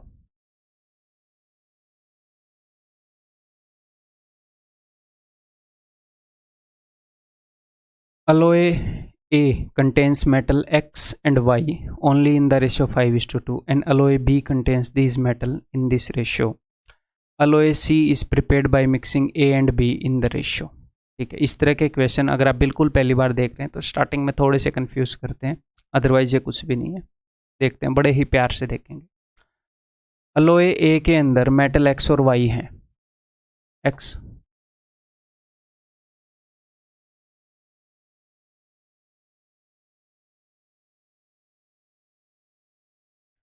अलॉय ए के अंदर एक्स और वाई का क्या रेशियो है? अलॉय ए के अंदर है भाई साहब 5:2, यानी कि 7 हिस्सों में से 5 हिस्से एक्स है, 2 हिस्से वाई का है। जैसे बॉयज़ और गर्ल्स होते हैं, जैसे scholarship holders and non scholarship holders होते हैं। भैया बॉयज़ में से इतने स्कॉलरशिप होल्डर हैं, इतने नॉन स्कॉलरशिप होल्डर हैं, इतने ये हैं। गर्ल्स में से स्कॉलरशिप होल्डर, इतने नॉन स्कॉलरशिप होल्डर हैं, ऐसे। अलॉय बी के अंदर 3:4 है एक्स और वाई का रेशियो। ठीक है, अगर मैं अलॉय ए और अलॉय बी को 4:5 रेशियो में मिलाऊं तो आपको बताना है कि मेटल एक्स कितना मिलेगा। अलॉय सी बनाई गई है by mixing A and B. इस अलॉय ए और अलॉय बी को मिलाकर अलॉय सी बनाई गई है। ए और बी को किस रेशियो में मिलाया है? 4:5 में। ए और बी को किस रेशियो में मिलाया है? 4:5 में। तो percentage of metal x in alloy C. तो देखो ध्यान से, हमें क्या देखना होता है? ए और बी को 4:5 में मिलाया है, क्लियर? अलॉय ए की कितनी क्वांटिटी मिलाई? 4। अलॉय बी की कितनी क्वांटिटी मिलाई? 5। तो हम ऐसे देखते हैं ना, ऊपर लिखा होता है क्वांटिटी, नीचे लिखा होता है जी एवरेज। एवरेज बोल दो या फिर कंपोजिशन बोल दो, है कंसंट्रेशन बोल दो, कितने परसेंट चीज़ क्या है, कितने परसेंट स्कॉलरशिप होल्डर हैं, इन दोनों की हम गुणा करते हैं। तो क्वांटिटी तो मुझे पता चल गई, मुझे एग्जैक्टली क्वांटिटी नहीं चाहिए, क्वांटिटी का तो रेशियो भी चल जाएगा। तो क्वांटिटी तो मुझे पता चल गई कि अलॉय ए अगर 4 यूनिट मिलानी है तो अलॉय बी 5 यूनिट मिलानी है। ये सिंपल सी बात है। अलॉय ए के अंदर दूध कितना है, पानी कितना है, कंसंट्रेशन रहती है, कंसंट्रेशन। तो ये किस चीज़ के बारे में पूछ रहा है? ये पूछ रहा है एक्स के बारे में। तो मुझे एक बात बताओ, ध्यान से सुनो। अगर मैं आपको ये बता देता कि अलॉय ए के अंदर एक्स जो है वो है 40%, अलॉय बी के अंदर जो है वो है 60%, और इनको मिलाया गया है 4:5 रेशियो में, तो बताओ फाइनली एक्स कितना आएगा? तो आप बता देते 4 × 40 5 × 60 डिवाइडेड बाई 4 + 5 9। एग्जैक्टली सेम काम अभी है। मैं आपको ये बता दूं अलॉय ए के अंदर x 40% है, ये तो मैंने परसेंटेज में बता दिया, या मैं फ्रैक्शन में बता दूं कि 2/5 x है, 40% 2/5 होता है। मैं बता दूं अलॉय बी के अंदर x 60% है, फ्रैक्शन में बता दूं, तो यहाँ पर उसने फ्रैक्शन में बता रखा है। परसेंटेज के साथ कैलकुलेट करोगे तो उत्तर परसेंटेज में आ जाएगा, फ्रैक्शन के साथ कैलकुलेट करोगे तो उत्तर फ्रैक्शन में आ जाएगा। ये सिंपल सी बात है। यहाँ पर हमें जो चीज़ बताई गई है वो फ्रैक्शन बताई गई है, तो उत्तर भी फ्रैक्शन में आएगा कि x फ्रैक्शन में कितना है। तो देखो अलॉय ए की अगर 4 यूनिट मिलाई गई तो अलॉय बी की 5 यूनिट मिलाई गई है। 4 यूनिट ये जो मिलाई गई है अलॉय ए की, अलॉय ए में x कितना है, मैं बोलूँगा x है अलॉय ए के अंदर 5/7, 7 में से 5। फ्रैक्शन यूज कर रहे हैं, ठीक है। अलॉय बी की 5 यूनिट मिलाई गई हैं। अलॉय बी के अंदर x कितना है, इसके अंदर x है भाई 3/7, टोटल 7 में से 3, डिवाइडेड बाई 4 हिस्से अलॉय ए के मिलाए जिसमें 5/7 है x की कंसंट्रेशन, 5 हिस्से बी के मिलाए तो टोटल 4 और 5 9, 9 से डिवाइड करेंगे, ऐसे ही डिवाइड करते हैं 4 और 5 9, बस ये आप सोल्व कर लोगे, ठीक है। 4 5 20/7, 5 3 15/7, 15 और 20 35/7, तो ये आ जाएगा 35/7 और नीचे एक 9 तो है ही, तो 7/5, ठीक है। मुझे एक बात बताओ, ये जो मैंने क्या बताया था, मैंने ये बताया था कि जिस चीज़ की आप एवरेज निकाल, जो चीज़ यहाँ पर लिखी है एवरेज वाली क्वांटिटी कि अनएजुकेटेड कितने हैं 40%, अनएजुकेटेड कितने हैं 5%, फाइनली वही आ जाएगा कि इनको मिलाने के बाद अनएजुकेटेड कितने होंगे 12%। तो यहाँ पर हमने क्या लिखा है, x कितना है 5/7, x कितना है इसके अंदर 3/7 है, तो मिलाने के बाद आ जाएगा ओवरऑल में x कितना है 5/9, यानी कि टोटल अलॉय के अंदर 5 यूनिट हैं x के, और ये y को क्या रिप्रेजेंट कर रहा है x + y। अलॉय के अंदर 2 मेटल है ना, टोटल 9 में से 5 यूनिट x के हैं, तो y के कितने यूनिट होंगे, 9 में से 5 के 4, अगर वो आपसे पूछे तो। लेकिन यहाँ पर उसने क्या पूछा है, यहाँ पर उसने पूछा है कि मिश्र धातु C में x का प्रतिशत, तो 9 में से 5 यूनिट x के हैं, तो नीचे 9 है तो 11 का टेबल चलता है, 11 5 55.59, 55.5/9%, ऑप्शन डी। समझ में आ गई बात, क्लियर है, ठीक है। मैं साथ के साथ आपको एक और तरीका बताता चलूँगा, तरीका तो एक तीसरा भी है लेकिन वो मैं आपको बाद में बताऊँगा जब हम प्रैक्टिस मिसलेनियस क्वेश्चंस करेंगे और प्रैक्टिस क्वेश्चंस करेंगे, तब और ज़्यादा हम मैच्योर तरीक़ों से इनको कर रहे होंगे, और ज़्यादा बढ़िया तरीक़ों से कर रहे होंगे। अभी शुरुआत है तो मैं बिल्कुल भी बर्डन नहीं डालना चाहता। एक और तरीका बता देता हूँ, जब भी आप एक और काम कर सकते हैं, बिकॉज मुझे अलॉय ए और अलॉय बी को 4:5 रेशियो में मिलाना है, अलॉय ए के 4 पार्ट और अलॉय बी के 5 पार्ट। तो सबसे पहले मैं क्या करूँगा, मैं ये कोशिश करूँगा कि यहाँ का टोटल और यहाँ का टोटल सेम कर लूँ। ये एग्जैक्टली अपने एग्जाम का क्वेश्चन है 2019 Tier 2 का CCL का। कभी कभी टोटल सेम भी आ जाता है, तो टोटल सेम आ जाए तो हमें सेम करना नहीं होता, जैसे 5 और 2 7, 3 और 4 7। सर अगर सेम नहीं आया तो हम क्या करेंगे, कोई दिक्कत नहीं है। मान लो यहाँ पर ऐसे आ गया 5:2 और यहाँ पर ऐसे आ गया 3:1, यहाँ पर टोटल क्या है 4, यहाँ पर क्या है 7, तो इसको 7 गुना कर दो, इसको 4 गुना कर दो, देखो टोटल पूरा हो जाएगा। 5 और 2 7 टोटल है, 7 चौके 28 यहाँ पर हो जाएगा, 3 और 1 4 7 28 यहाँ पर हो जाएगा।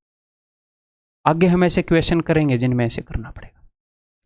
तो अभी मैं आपको सिर्फ 2 तरीके बता के चलूँगा, बाकी प्रैक्टिस के अंदर और भी तरीके सीखेंगे, ठीक है। देखो तो टोटल तो ऑलरेडी सेम है, तो एक बार जब टोटल सेम हो जाए ना भाई, एक बार जब टोटल सेम हो जाए,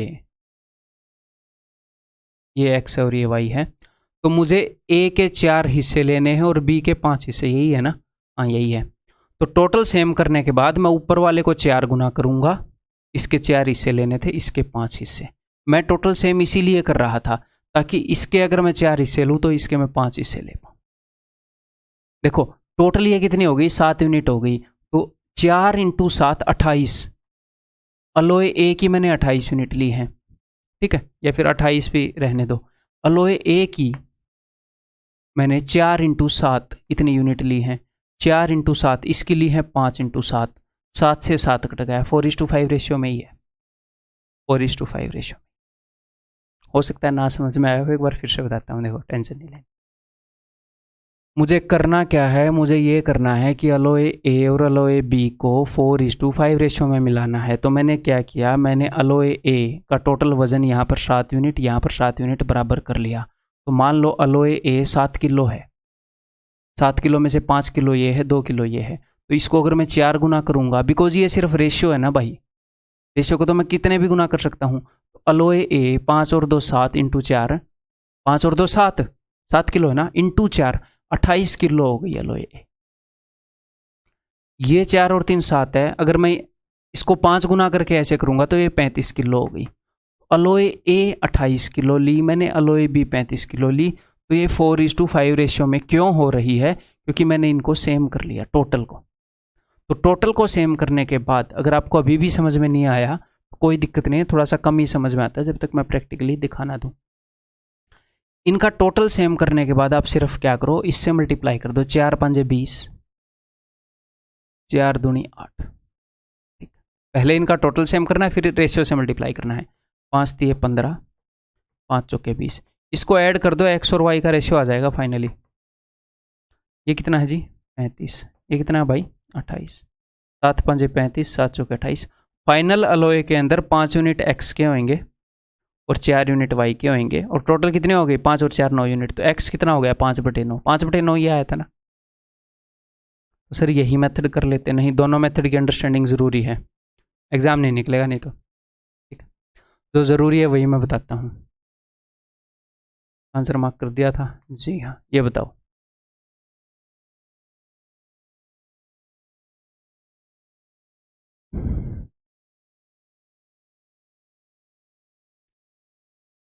There are 3 containers of equal capacity. The ratio of sulfuric acid to water in the first container is 3:2, and that in the second container is 7:3, and that in the third container is 11:4. तो क्या बताया इन्होंने, sulphuric acid और water का ratio बता दिया, 3 container हैं। ठीक है, if all the liquids are mix together then the ratio of sulphuric acid to water in the mixer will be. दोनों तरीके से बताऊंगा है, ठीक है, दोनों की अंडरस्टैंडिंग ज़रूरी है, चाहे कोई लेंदी हो कोई छोटा हो, अंडरस्टैंडिंग दोनों की ज़रूरी है। तो देख लो अब ध्यान से। ठीक है, तो इसने ये बताया है क्या, इसने क्या बताया, 3 कंटेनर है, इसने बताया है कि किस रेशियो में मिलाना है, या क्वांटिटी, पहला कंटेनर कितना, दूसरा कितना, तीसरा कितना। रेशियो तो इसने बता दिया कि इसमें इतना सल्फ्यूरिक एसिड है, इसमें इतना वाटर, इतना सल्फ्यूरिक एसिड इतना वाटर। ठीक है, क्वांटिटी इसने बता रखा है 3 कंटेनर्स ऑफ इक्वल कैपेसिटी, तीनों बराबर हैं, यानी कि ये जो मिलाया है, ये जो मिलाया है, ये जो मिलाया है, ये बराबर बराबर मिलाए हैं। 3:2 रेशियो वाला जो कंटेनर है वो 7:3 वाला जो कंटेनर है, जिसके अंदर 7:3 कंसंट्रेशन है, जिसके अंदर 11:4 कंसंट्रेशन है, ये तीनों बराबर मात्रा में मिलाए गए हैं। तीनों कंटेनर्स का साइज सेम है। क्वांटिटी, कितनी क्वांटिटी मिलाए, बराबर मात्रा में मिलाए। किस रेशियो में मिलाए, 1:1:1 बराबर मात्रा में मिलाए। ठीक है, 3 कंटेनर हैं, तीनों की क्वांटिटी सेम है और तीनों कंटेनर को मिलाया, इनके अंदर अलग अलग कंसंट्रेशन है सल्फ्यूरिक एसिड और वाटर की। ठीक है, फाइनली मुझे क्या बताना है, if all the liquids are mix together then the ratio of sulphuric acid to water. तो सल्फ्यूरिक एसिड टू वाटर का रेशियो बताना है। देखो, आप सल्फ्यूरिक एसिड और वाटर में से एक चीज चूज कर लो, मैं फाइनली ये बता दूंगा कि सल्फ्यूरिक एसिड इतना है या वाटर इतना। तो एक बार सल्फ्यूरिक एसिड बताएंगे, एक बार वाटर बताएंगे। तो तीनों कंटेनर को किस रेशियो में मिलाया, 1:1:1। तो पहले वाले के अंदर सल्फ्यूरिक एसिड कितना है, आप बोलोगे सर सल्फ्यूरिक एसिड 3 है तो वाटर 2 है, तो मैं पूछ रहा हूँ सल्फ्यूरिक एसिड कितना है टोटल में से, आप बोलोगे सर 3/5 है। 3 + 2 5, 5 में से 3 है। दूसरे वाले के अंदर 7 और 3 10, 7/10 है सर सल्फ्यूरिक एसिड। तीसरे वाले के अंदर सर 11/15 है। ये किस चीज़ को रिप्रेजेंट कर रहा है, ये रिप्रेजेंट कर रहा है सल्फ्यूरिक एसिड की कंसंट्रेशन को। परसेंटेज में बोल लो या फ्रैक्शन में बोल लो, कंसंट्रेशन। तो अगर मैं आपको ये बोलूँ कि आधा सल्फ्यूरिक एसिड है, अगर मैं आपको ये बोलूँ 50% सल्फ्यूरिक एसिड है, बात तो सेम ही है। यहाँ पर ये फ्रैक्शन में आ गया। अगर आप बोल रहे हो मैं तो परसेंटेज में करूँगा, तो सबको 100 से गुणा करके कर लो, परसेंटेज में उत्तर आ जाएगा। लेकिन वो लेंदी पड़ेगा। तो परसेंटेज और फ्रैक्शन दोनों हैंडल करनी आनी चाहिए, दोनों सेम ही चीज़ है। अगर यहाँ पर सारी परसेंटेज होंगी तो परसेंटेज में उत्तर आ जाएगा, सारी फ्रैक्शन होंगी तो फ्रैक्शन में उत्तर आ जाएगा। समझ में आ गई बात? अब मैं यूज़ कर दूँ इनको, तो देखो जी 1 into this plus 1 into this plus 1 into this, तो 1 से तो गुणा करने का कोई वो है ही नहीं, वही 1 से गुणा करने पे कोई फर्क थोड़ी पड़ता है। Divided by 1 plus 1 plus 1 3। तो जब बराबर मात्रा में चीज़ें मिलाई जाए ना तो सिंपली उनकी एवरेज भी निकाल सकते हो। देखो दिस प्लस दिस बाई 3 आ गया, तो सिंपली एवरेज भी निकाल सकते हो।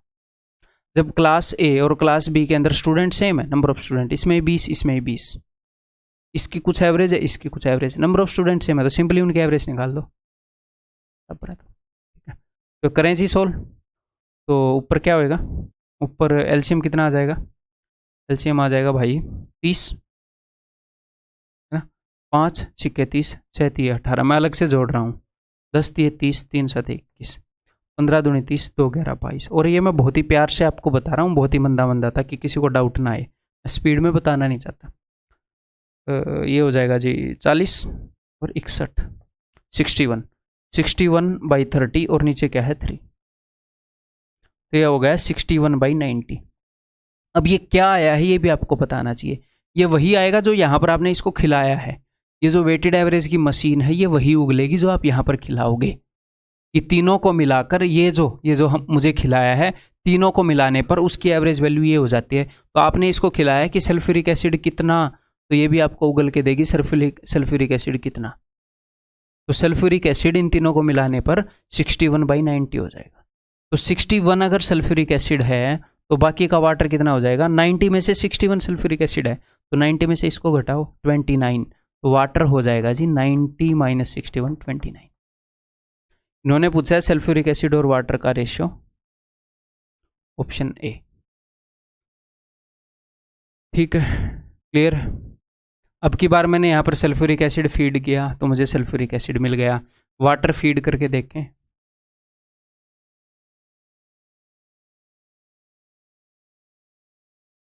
भाई 3 कंटेनर हैं,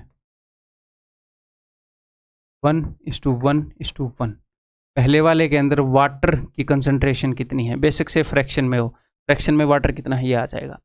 वाटर है भाई 2/5। अब की बार मैं वाटर लिख रहा हूँ, ध्यान दे दीजिएगा, 3 और 2 5, 5 में से 2 है पानी, 7 और 3 10 में से 3 है पानी, यानी कि 3 आउट ऑफ 10, 15 में से 4 है पानी। तो सर एग्जाम में हम क्या करेंगे, एग्जाम में जिसकी वैल्यू छोटी निकले वो निकाल लिया करो, जिसकी आपको छोटी लगे। 4 3 और 2 छोटे हैं, 3 7 और 11 से, 2 बड़ी हो 1 छोटी हो, इतना दिमाग नहीं लगाना, सीधे निकाल लो और आगे बढ़ो। ठीक है, इन छोटी छोटी चीज़ों से इतना फर्क नहीं पड़ता। ठीक है, तो 1 into this 1 into this 1 into this divided by 1 + 1 + 1, यानी कि इन सब की एवरेज 2/5। तो मैं क्या करूँ, मैं सीधी एवरेज ही निकाल लूँ, क्यों इतना टंटा करना। इन सब का एलसीएम ले रहा हूँ मैं 30, 5 छिक्के 30, 6 दूनी 12, ठीक है, 10 3 30, 3 3 9, 15 2 4 दूनी 8, तो 20 और 9 29, 29/30 बटे में 1 + 1 + 1, वही काम किया है मैंने। ठीक है, तो ये आ गया 29/90। अब की बार मुझे क्या मिला, मुझे मिलेगा जी वाटर, ये वाटर है। 90 में से 29, आपने फीड क्या किया था, 5 में से 2 वाटर है, 10 में से 3 वाटर है, 15 में से 4 वाटर है। अब यहाँ पर कई बच्चों को डाउट आएगा, अच्छा 5 में से 2 वाटर है तो मुझे मिल रहा है 90 में से 29 वाटर है, तो क्यों ना मैं वाटर बटे सल्फ्यूरिक एसिड फीड कर दूं, तो मुझे वाटर बटे सल्फ्यूरिक एसिड मिल जाएगा। नहीं मिलेगा, ये ऐसे काम ही नहीं करता। यहाँ पर आपको फीड करनी होती है कि चीज़ कितनी है, वाटर बटे सल्फ्यूरिक एसिड, वो फिर क्या निकलेगा, वो कुछ सेंस ही नहीं बनाता। सल्फ्यूरिक एसिड कितना है तो ये बताएगा सल्फ्यूरिक एसिड इतना है, वाटर इतना है तो ये बताएगा वाटर इतना है। ये नहीं है कि कुछ भी फीड कर दोगे तो फिर कुछ भी आएगा, उत्तर नहीं आएगा। ठीक है, क्लियर है। तो 90 में से 29 वाटर है, तो 90 माइनस 29 61 सल्फ्यूरिक एसिड। ये हो गया ratio sulphuric acid is to water. ये मैंने एक ही तरीका बताया, इसके अंदर आप कुछ भी फीड कर लो वही निकला है, किसी भी एक चीज़ की कंसंट्रेशन। अब करते हैं जी दूसरा तरीका। दूसरा तरीका कैसे कि भाई मैंने आपको बताया कि नेट क्वांटिटी को सेम कर दो बस, और उसके बाद जिस रेशियो में मिलाना है उससे मल्टीप्लाई करके ऐड कर दो, रेशियो आया पड़ा है सीधा। तो यहाँ पर नेट क्या है, यहाँ पर है 3 और 2 5, तो इनको एक बार लिख लिया करो नेट को। यहाँ पर है 7 और 3 10, और यहाँ पर है 11 और 4 15। और अब आपको देखना है इन सबको मैं किस चीज़ से मल्टीप्लाई करूँ कि सब सेम हो जाए। 30 बना सकता हूँ, इन तीनों का एलसीएम क्या है 30। ऊपर वाले को अगर मैं 6 से गुणा करूँ तो 30 बन जाएगा, तो उसको 6 से गुणा करो। 6 3 18, 6 दूनी 12, ये क्या बन गया टोटल सम 30। इसको मैं 3 से गुणा करूंगा, 30 बन जाएगा। 3 7 21, 3 3 9, ठीक। इसको मैं गुणा करूंगा जी 2 से, तो ये हो जाएगा 22:8। अब मुझे किस रेशियो में मिलाना है, अब मुझे मिलाना है 1:1:1। तो मैं इनको 1 गुणा ये, 1 गुणा ये, 1 गुणा ये, ऐसे करके यहाँ पर लिखूंगा। लेकिन 1 से गुणा करना है तो मुझे लिखने की जरूरत नहीं है, यही आएंगे तो मैं डायरेक्टली ऐड कर सकता हूँ। बात समझ में आ रही है? तीनों कंटेनर की कैपेसिटी का क्या रेशियो है 1:1:1, इस रेशियो में मिलाया है। तो एग्जैक्टली अगर वो आपको ये बोलता 1:2:3 रेशियो में मिलाना है तो क्या करते आप, तो ये करते, ये बता देता हूँ तब समझ में आएगा। तो आप इसको 1 से गुणा करके यहाँ पर लिखते, मान लो मैं यहाँ पर लिख रहा हूँ, इसको 2 से गुणा करके लिखते, इसको 3 से गुणा करके लिखते, और इनको जोड़ देते। पहले क्या लिखा है सल्फ्यूरिक एसिड, बाद में क्या लिखा वाटर, डायरेक्टली इनका रेशियो आ जाता। लेकिन उसने 1:1:1 कर रखा है भाई साहब ने, तो क्या हमें किसी चीज़ से गुणा करने की जरूरत है? 1 से गुणा करने पर सेम ही आएंगे, तो क्यों करें हम? अब तक हमें पागल कुत्ते ने काटा नहीं है तो उससे पहले नहीं करेंगे, काटने के बाद करेंगे ऐसे गंदी हरकतें। ठीक है, तो 12 और 8 20 और 9 29, ये हो गया जी 40 और 20 61। ये डायरेक्टली सल्फ्यूरिक एसिड और वाटर आ गया। तो फिर यही बता देते हैं क्यों दिमाग खराब कर दिया, दोनों जरूरी है। क्लियर है भाई? एक आधी जगह ऐसी होंगी जहाँ पे कॉम्प्लिकेट हो जाएगा। समझ में आ गई भाई बात? क्लियर है? पहले क्वांटिटी को करेंगे सेम, उसके बाद रेशियो के अकॉर्डिंग ट्रीट करेंगे। फाइनली आपको उन दो चीज़ों का ही मिल जाएगा।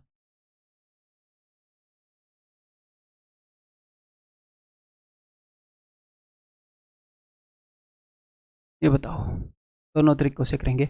3 containers A B and C are having mixture of milk and water in this ratio. Milk और वाटर का मिक्सचर इस रेशियो में है, ठीक है जी।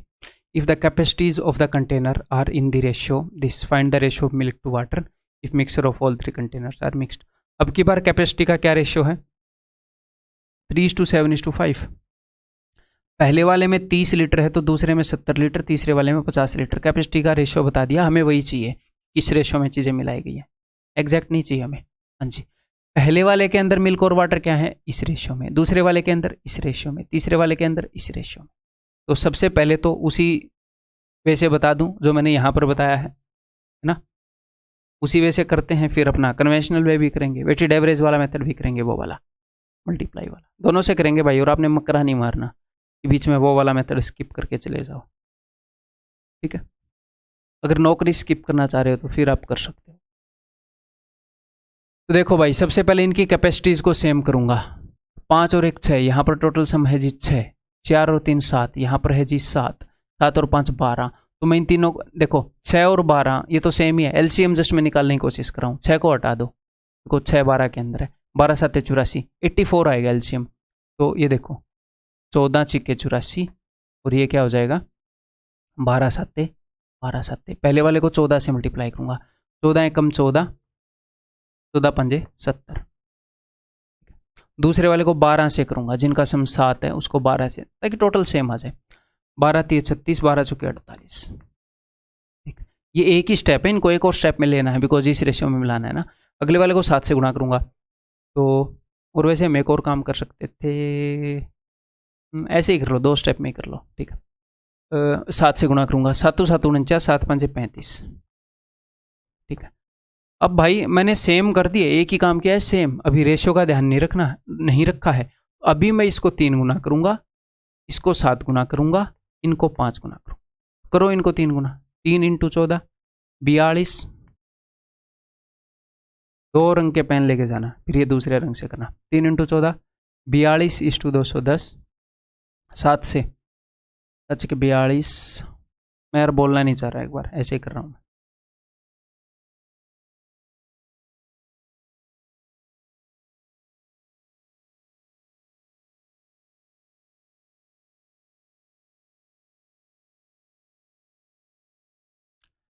मैंने इनको इक्वल कर दिया था, जी हाँ सर। मैंने रेशियो का ध्यान रख दिया, मल्टीप्लाई कर दिया, जी हाँ सर। अब आपका उत्तर आने वाला है। ठीक है, 6 और 5,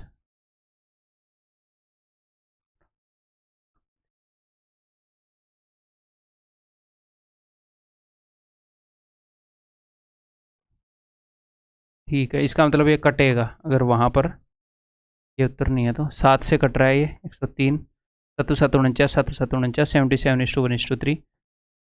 हाँ, कभी कभी वो क्या चालाकी करता है, यहाँ पर उसने दे रखा है मिल्क इज टू वाटर, नीचे पूछ लेता है वाटर इज टू मिल्क। तो ये ध्यान रखो, रेशो देखो, यहाँ पर मिल्क एंड वाटर दिया है, नीचे भी मिल्क इज टू वाटर पूछा है, तो ऐसे ही बता देंगे।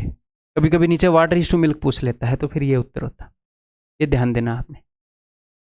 ये ट्रिक का डन। ठीक है, अब अगला ट्रिक का बता रहा हूँ, देखो। तो किस रेशो में मिलाया है उसने, 3:7:5। तो जो 3 हिस्से लिए हैं उसने, अब मैं यहाँ पर कोई भी एक लूँगा, यहाँ पर मैं ले लेता हूँ अपना ये मिल्क ले लेता हूँ।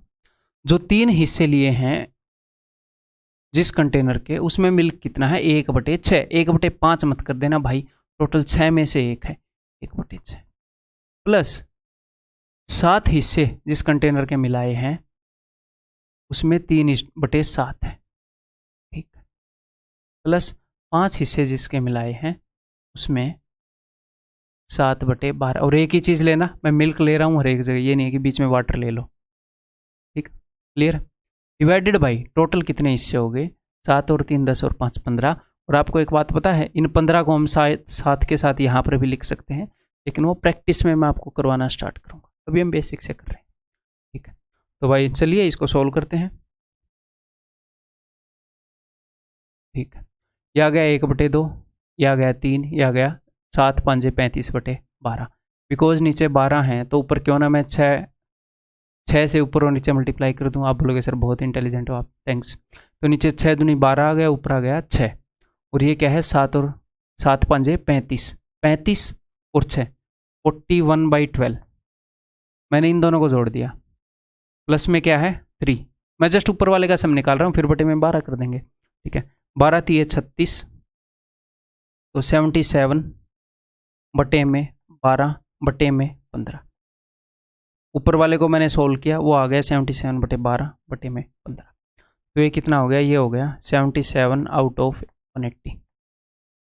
180 में से 77 क्या है, मैंने क्या फीड किया था यहाँ पर, 6 में से 1 7 में से 3, 6 में से 1 7 में से 3, मैंने मिल्क फीड किया था कि मिल्क कितना है। तो यहाँ पर आ रहा है कि भैया मिल्क कितना है 77, 180 में से वाटर कितना है 180 माइनस 77 103। तो रेशियो कितना है, ऑप्शन है। ठीक है, क्लियर है भाई, आर यू गेटिंग मी। ये लेक्चर थोड़ा सा नॉर्मल लेक्चर से लंबा होएगा शायद, है ना, doesn't matter. 2 vessels contain mixture of milk and water. Okay, in first mixture milk is 20% less than water। तो फर्स्ट वाले में क्या है, मिल्क 20% लेस है वाटर से, यानी कि ये 5 है तो ये 4 है। उसने रेशियो बता रखा, बस अलग तरीके से बता रखा और कुछ नहीं इस क्वेश्चन में नया। पहले वाले में मिल्क 20% कम है, यानी कि 1 कम है 5 से, तो ये 5 है, ये 4 है। And in second mixer water is 63.63। ये 9 का टेबल है, 9 का टेबल है, यानी कि नीचे क्या होगा 11, और 9 का 7वां टेबल है 7/11। तो ये क्या है, वाटर इज 7/11 ऑफ मिल्क, यानी कि दूसरे वाले में मिल्क अगर 7 है तो वाटर, मिल्क अगर 11 है तो वाटर 7 है। ठीक है, वाटर जो है मिल्क का 7/11 है। तो ये पहला मिक्सर है, ये दूसरा मिक्सर है। अगर ये बोला, अगर मैंने 12 लीटर पहले वाले मिक्सर के और 18 लीटर दूसरे वाले मिक्सर के मिलाए, फाइनली मुझे बताओ मिल्क और वाटर क्या होएगा न्यू मिक्सर में। तो दोनों तरीके से करके देखते हैं। सबसे पहली बात कि भाई साहब एग्जैक्टली हमें ये बताने की ज़रूरत नहीं है कि कितने कितना लीटर, हमें सिर्फ रेशियो पता होना चाहिए कि पहले और दूसरे वाले जो अलग अलग टाइप के मिक्सर हैं उनको किस रेशियो में मिलाया गया। अब दोनों तरीके से करते हैं। सबसे पहले तो ये क्या है 5 और 4 9, ये क्या है 11 और 7 18। टोटल सेम करना होता है, ऊपर टोटल 9 है नीचे 18 है, तो ऊपर वाले को 2 गुना करते ही बन जाएगी यहाँ पर। तो बात तो यहीं पर कर देते हैं, 2 चौके 8 2 5 10। हो गया टोटल सेम, जी हाँ। अब रेशियो का ध्यान रखना है, 2 आठे 16, 2 ढाई 20, 3 इंटू 11 33, 3 इंटू 7 21। तो ये क्या आ गया 49:41। पहले क्या लिखा था मिल्क, बाद में वाटर। वो क्या पूछ रहा है milk is to water, 49:41, option D. ठीक है, अब दूसरे तरीके से करते हैं भाई, या फिर रहने दूं, ये आप कर ही लोगे, बहुत बार हम कर चुके हैं कि भैया इन दो हिस्सों के अंदर, जो दो हिस्से लिए हैं उसके अंदर मिल्क है 4/9, जो 3 हिस्से लिए हैं उनके अंदर मिल्क है 11/18, और ओवरऑल 2 + 3 5 हिस्से लिए हैं। इसको सोल्व करोगे तो वही आ जाएगा, 49/41 नहीं आएगा, ये आएगा 49/90 कि कितने में से मिल्क है, मिल्क कितना है कितने। ठीक है,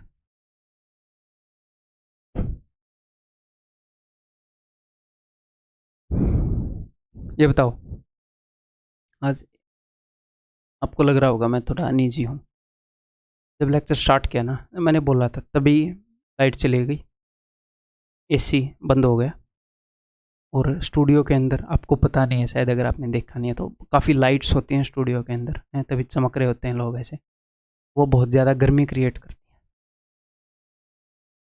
मतलब टाइट हो गया, बट लेक्चर तो पूरा शांति से पूरा लेंगे, बट मज़े नहीं आ रहे बस थोड़े से खड़े होने में, लेक्चर में तो आ ही रहे। बताओ, 3 vessels whose capacities are in ratio 3:2:4 are completely filled with milk mixed with water। अच्छा, दूध और पानी मिला हुआ है, इस रेशियो में फिल कर दिए हैं 3 vessel. The ratio of milk to water in the 3 vessels, तो मिल्क टू वाटर का रेशियो सब में बता दिया। हाँ बोलोगे जी बहुत बढ़िया। Find the ratio of milk and water in the new mixture obtained when 66% of the first, 50% of the second, 37.5% of the third vessel is taken out and mixed। यहाँ पर ये कहना क्या चाह रहा है, ये कहना चाह रहा है कि भाई साहब फर्स्ट वेसल के अंदर जितना भी मिक्सर था वो सारा यूज नहीं किया मिलाने में, उसमें से कुछ हिस्सा निकाला है, दूसरी वाली वेसल में से सिर्फ 50% निकाला है, तो इस रेशियो में नहीं मिलाया गया एग्जैक्टली। ये तो टोटल कैपेसिटी है, समझ रहे हो। फर्स्ट वेसल की कैपेसिटी अगर 3 लीटर है तो दूसरी की 2 लीटर, तीसरी की 4 लीटर, लेकिन ये नहीं है कि इन वेसल्स को पूरा पूरा भर भर के मिला दिया गया ना। पहली वाली का 66% यानी कि सिर्फ 2/3 लिया गया, इस रेशियो में है ना ये, और दूसरी वाले का कितना लिया गया 50% यानी कि हाफ, और तीसरी वाली का कितना लिया गया 37.5 यानी कि 3/8। अब आपको रेशियो मिलेगा क्योंकि पूरी पूरी कैपेसिटी को यूज ही नहीं किया गया, उनमें से कुछ कुछ पोर्शन निकाल कर मिलाया गया है। अब आपको पता चलेगा कि first second and third type का मिक्सर जो हो किस रेशियो में मिलाया गया है। अभी कर देते हैं काम इसका, नीचे 2 आ गया तो तीनों जगह 2 से मल्टीप्लाई कर रहा हूँ, तो फाइनल रेशियो विल बी 2 दूनी 4, 2 एकम 2 एंड 3, 4:2:3। अब किसी भी तरीके से कर सकते हो, डजंट मैटर, बिकॉज मैं सारे तरीके आपको बता चुका हूँ।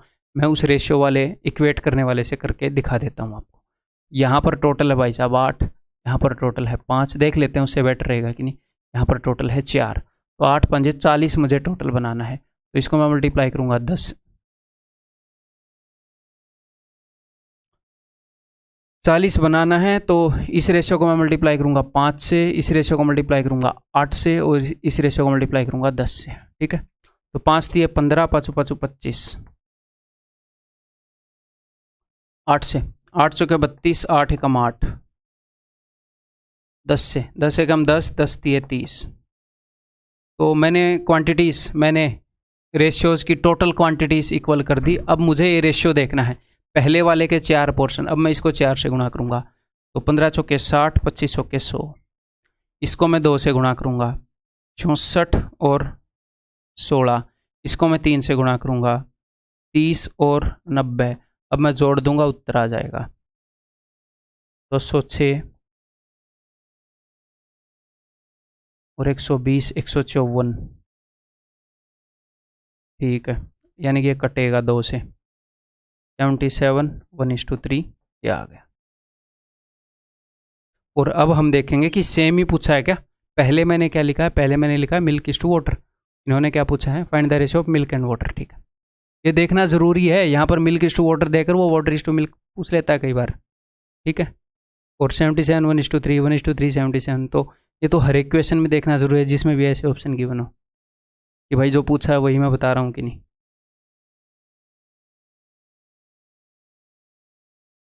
ये बताओ, किसी छात्र के 3 विषयों में 60%, 68% और 70% अंक आए, उसका कुल प्रतिशत ज्ञात करो।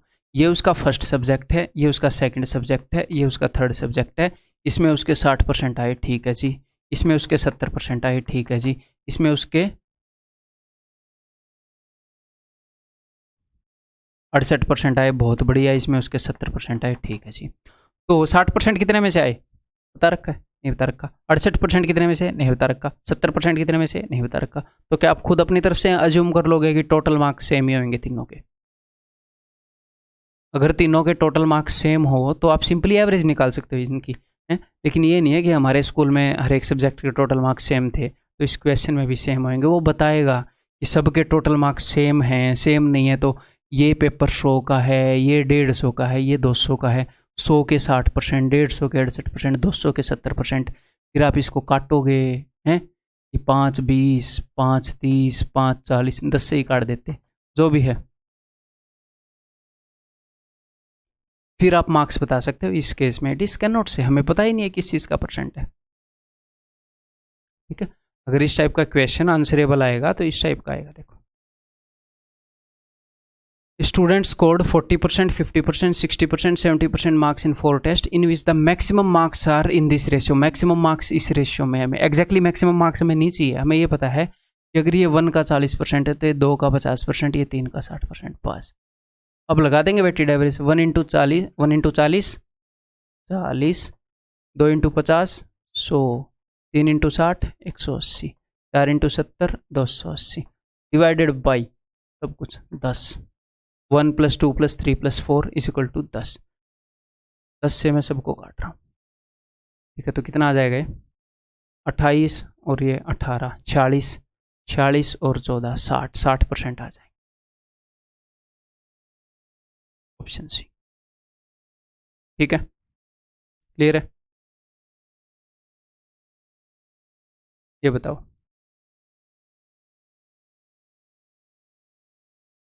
The average height of all the boys of A class is 165 centimetre. जो बॉयज़ हैं उनकी एवरेज हाइट 165 सेंटीमीटर है, और जो गर्ल्स हैं उनकी हाइट कितनी है? उनकी हाइट भी 165 सेंटीमीटर है। तो what is the average height of all the students in A class? तो सारे स्टूडेंट्स की एवरेज क्या होगी? तो सर उसने बॉयज़ और गर्ल्स का रेशियो नहीं बता रखा, तो हम कैसे बताएंगे? तो भाई साहब हाइट तो सेम है सबकी। इस ग्रुप की भी एवरेज हाइट वही है, इस ग्रुप की भी एवरेज हाइट वही है। अगर हम हाइट को इक्वली डिस्ट्रीब्यूट कर दें, जो बंदा लंबा है उसके सिर को थोड़ा सा काट के छोटे के ऊपर चिपका दें, ऐसे सबकी हाइट बराबर कर दें पूरी क्लास में, तो इन सब की हाइट भी सेम है, इनकी भी हाइट सेम है। इनको मिलाओगे तो भी सबकी हाइट सेम रहेगी।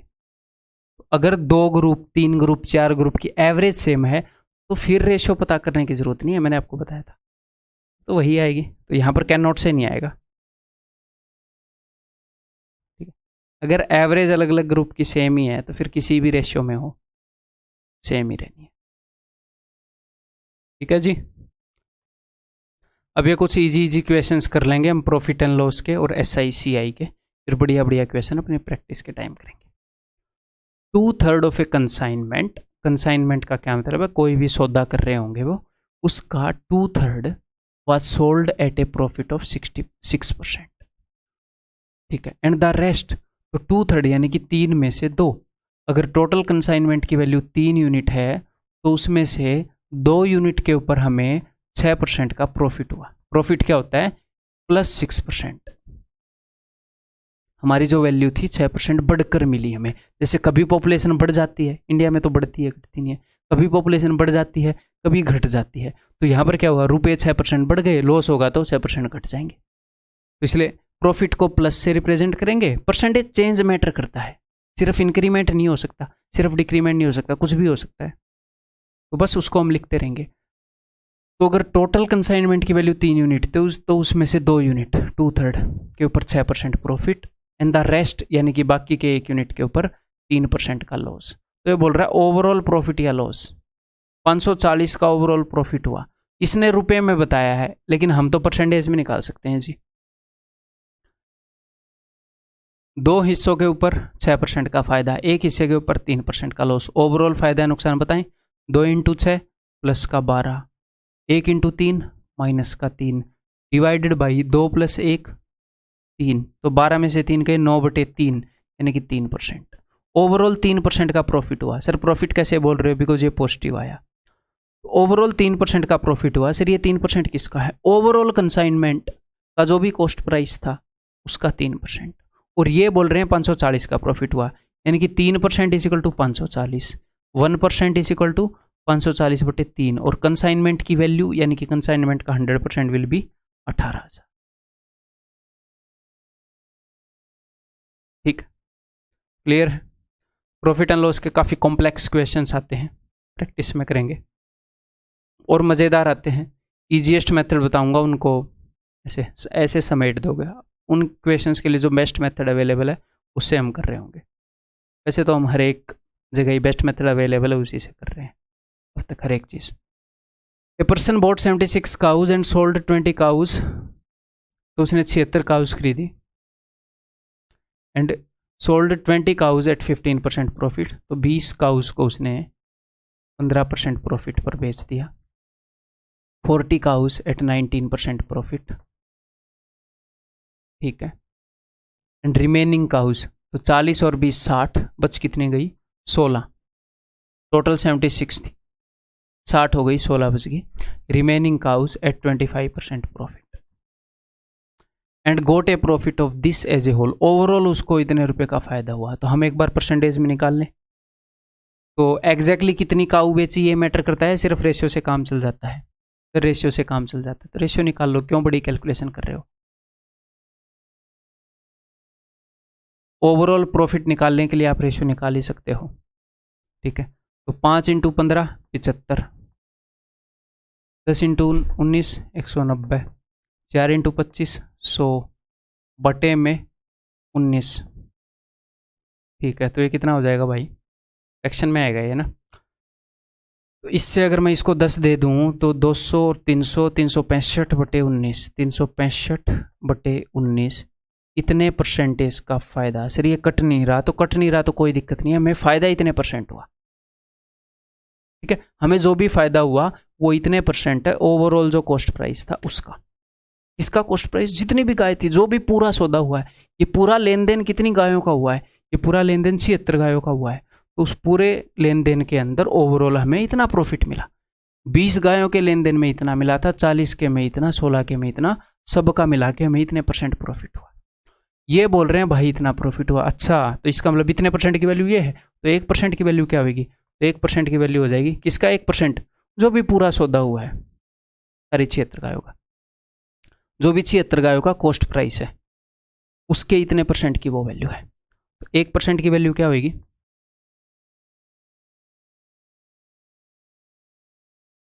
ठीक है, 100% की वैल्यू कितनी होगी? Into this. तो पूरी 76 काउज के कॉस्ट प्राइस की वैल्यू है। अब ये पूछ रहे एक गाय का कॉस्ट प्राइस बताओ, तो डिवाइड कर दो 76, कम बात। अब इसको सॉल्व करो, 19 से कम 19, 1900 के 76, कैसे कटेगा ये कटेंगे किसी न किसी से। अगर मैं इसको 5 से काट दूं तो 5 7 35, ठीक है। ऊपर वाला भी 5 से कट रहा है, ठीक है।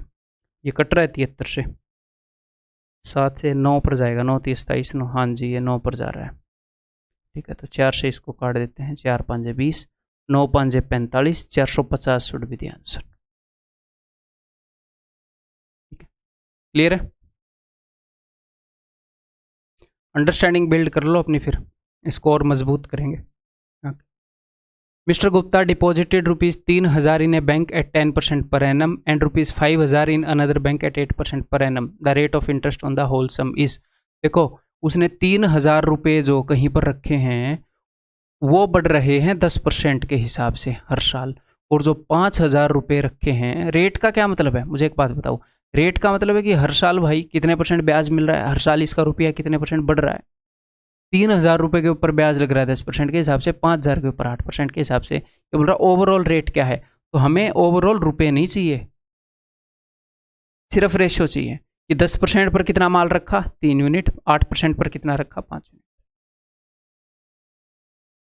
ठीक है, तो 3 × 10 30, 5 × 8 40 डिवाइडेड बाई 5 और 3 8, तो 70/8 बोले तो 8 8 64, 6/8 यानी कि 3/4, 8 3/4%। ठीक है जी, बहुत ज़्यादा क्वेश्चन नहीं रहते, अभी थोड़े ही रहते हैं। शांति बनाए रखो, कुछ लोगों को ये लगने लगा होगा लंबा हो गया लंबा हो गया, आधे लेक्चर लंबे भी हो जाते हैं, कोई दिक्कत नहीं है। A person invested 2/3 of his capital eight 3% per annum 1/6 eight 6, वही ब्याज वाला क्वेश्चन आ गया, इतनी कैपिटल पर इतना ब्याज, इतनी कैपिटल पर इतना ब्याज। देखो ये बोल रहे हैं 1/6, फिर बोल रहे हैं ये 2/3, तो कोई ऐसी वैल्यू लो जो 6 से भी डिविजिबल हो, 3 से भी डिविजिबल हो। तो हमने ले ली भाई साहब 6 यूनिट कि टोटल उसकी जो कैपिटल है वो 6 यूनिट है, तो 6 यूनिट का 2/3 क्या होएगा। आप बोलोगे सर इसका 2/3 करना एक बार, 3 दूनी 6 2 दूनी 4, हाँ 4 यूनिट के ऊपर उसको ब्याज कितना मिल रहा है 3%। 1/6, तो इसका 1/6 क्या है 1 यूनिट, 1 यूनिट के ऊपर कितना मिल रहा है 6%। एंड द रिमेनिंग, तो 4 और 1 5, रिमेनिंग कितनी होगी 6 में से 5 के 1 बच गई, उसके ऊपर इसको ब्याज मिल रहा है 12%। ओवरऑल ब्याज कितने % मिला आप बता सकते हो। जी हाँ बिल्कुल बता सकते हैं, उसने रुपए में बताया है तो हम कैपिटल बता देंगे। तो ओवरऑल ब्याज कितने % है अभी बताते हैं। 4 × 12, 1 × 6, मुझे पता है कि इसको अगर हम फ्रैक्शन से करेंगे तो बहुत ही ईजिली हो जाएगा, मैं अभी फ्रैक्शन आपको यूज़ करनी नहीं सिखा रहा। अगर किसी बंदे ने पहले वेटेड एवरेज पढ़ा और उसको लग रहा हो फ्रैक्शन से कर लो, आगे बताऊंगा और फ्रैक्शन का बेस्ट यूज़ बताऊंगा जो आपने कहीं पर भी नहीं देखा। 1 × 12, ठीक है, 4 और 1 5 और 1 6, टोटल 6 यूनिट है। तो अगर मैं 6 से काट दूं, ओवरऑल 5% ब्याज बन रहा है। ओवरऑल उसको जो ब्याज मिला है वो 5% है। 5% किसका, जितनी भी उसने कैपिटल लगाई, और रुपए में उसको मिल रहा है 25%। अगर 5% की वैल्यू 25 है तो 1% की वैल्यू क्या है 25/5, और 100% की वैल्यू क्या है ये, यानी कि 500। ठीक है जी,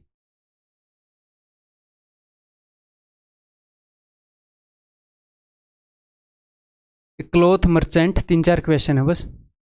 cloth merchant sold half of his cloth at 40% profit, half of the remaining, हमें पहले एक बार हाफ करना पड़ रहा है, फिर से हाफ करना पड़ रहा है।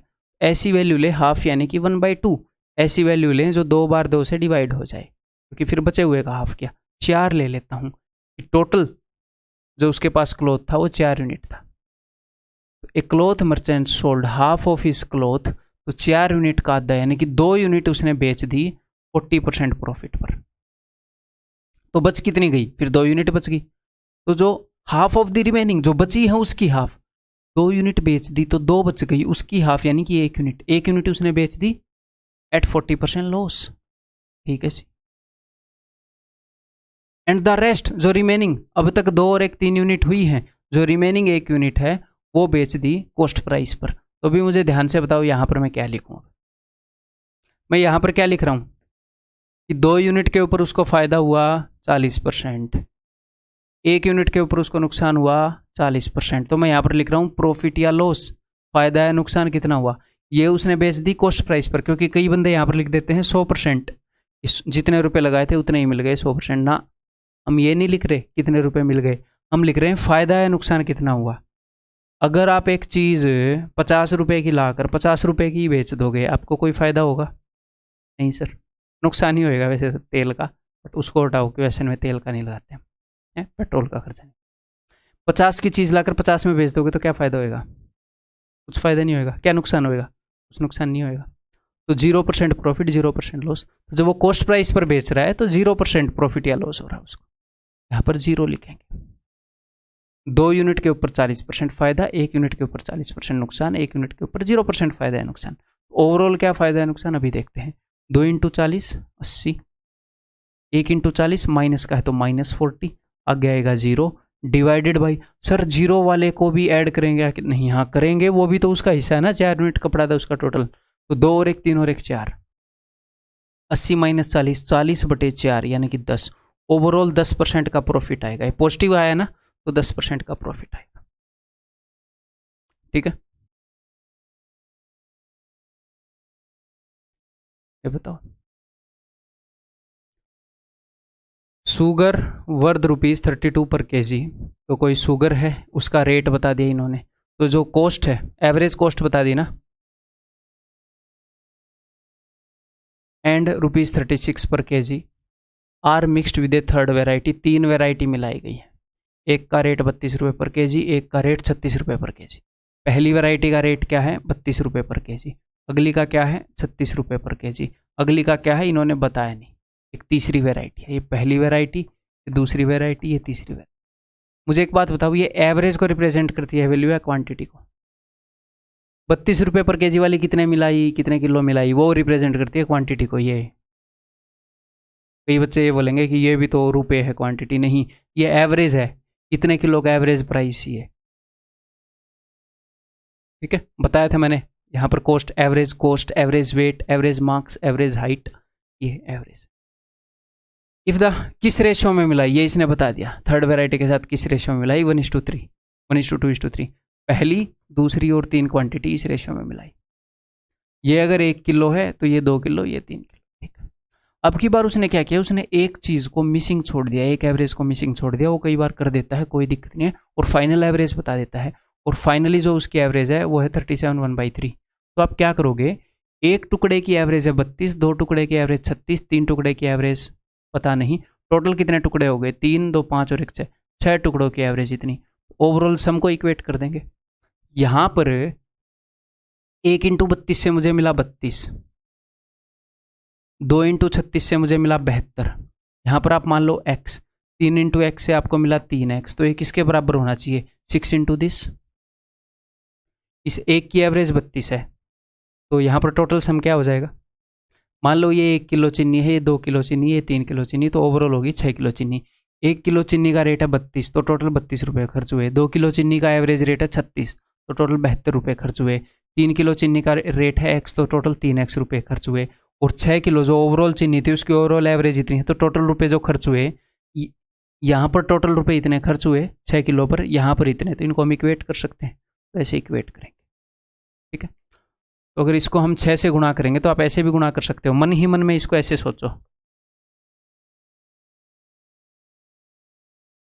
जैसा थे 42, 6 थी है 18 और 4 22, है ना।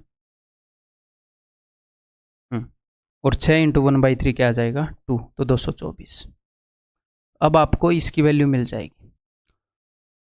तो ये आ गया भाई 104, तो 104 को घटा रहा हूँ, इन दोनों का सम आ गया 104, तो ये आ जाएगा 0 2 1, तो ये आ जाएगा 120। अगर 3x की वैल्यू 120 है तो x की वैल्यू आ जाएगी जी 40, तो 40 रेट वाली थी ये तीसरी शुगर। ऐसा क्वेश्चन एक और करोगे जिसमें किसी की एक एवरेज क्वांटिटी मिसिंग हो या फिर एवरेज रेशियो वाली वैल्यू मिसिंग हो, सेम ही बात है ना, ये करके देखो।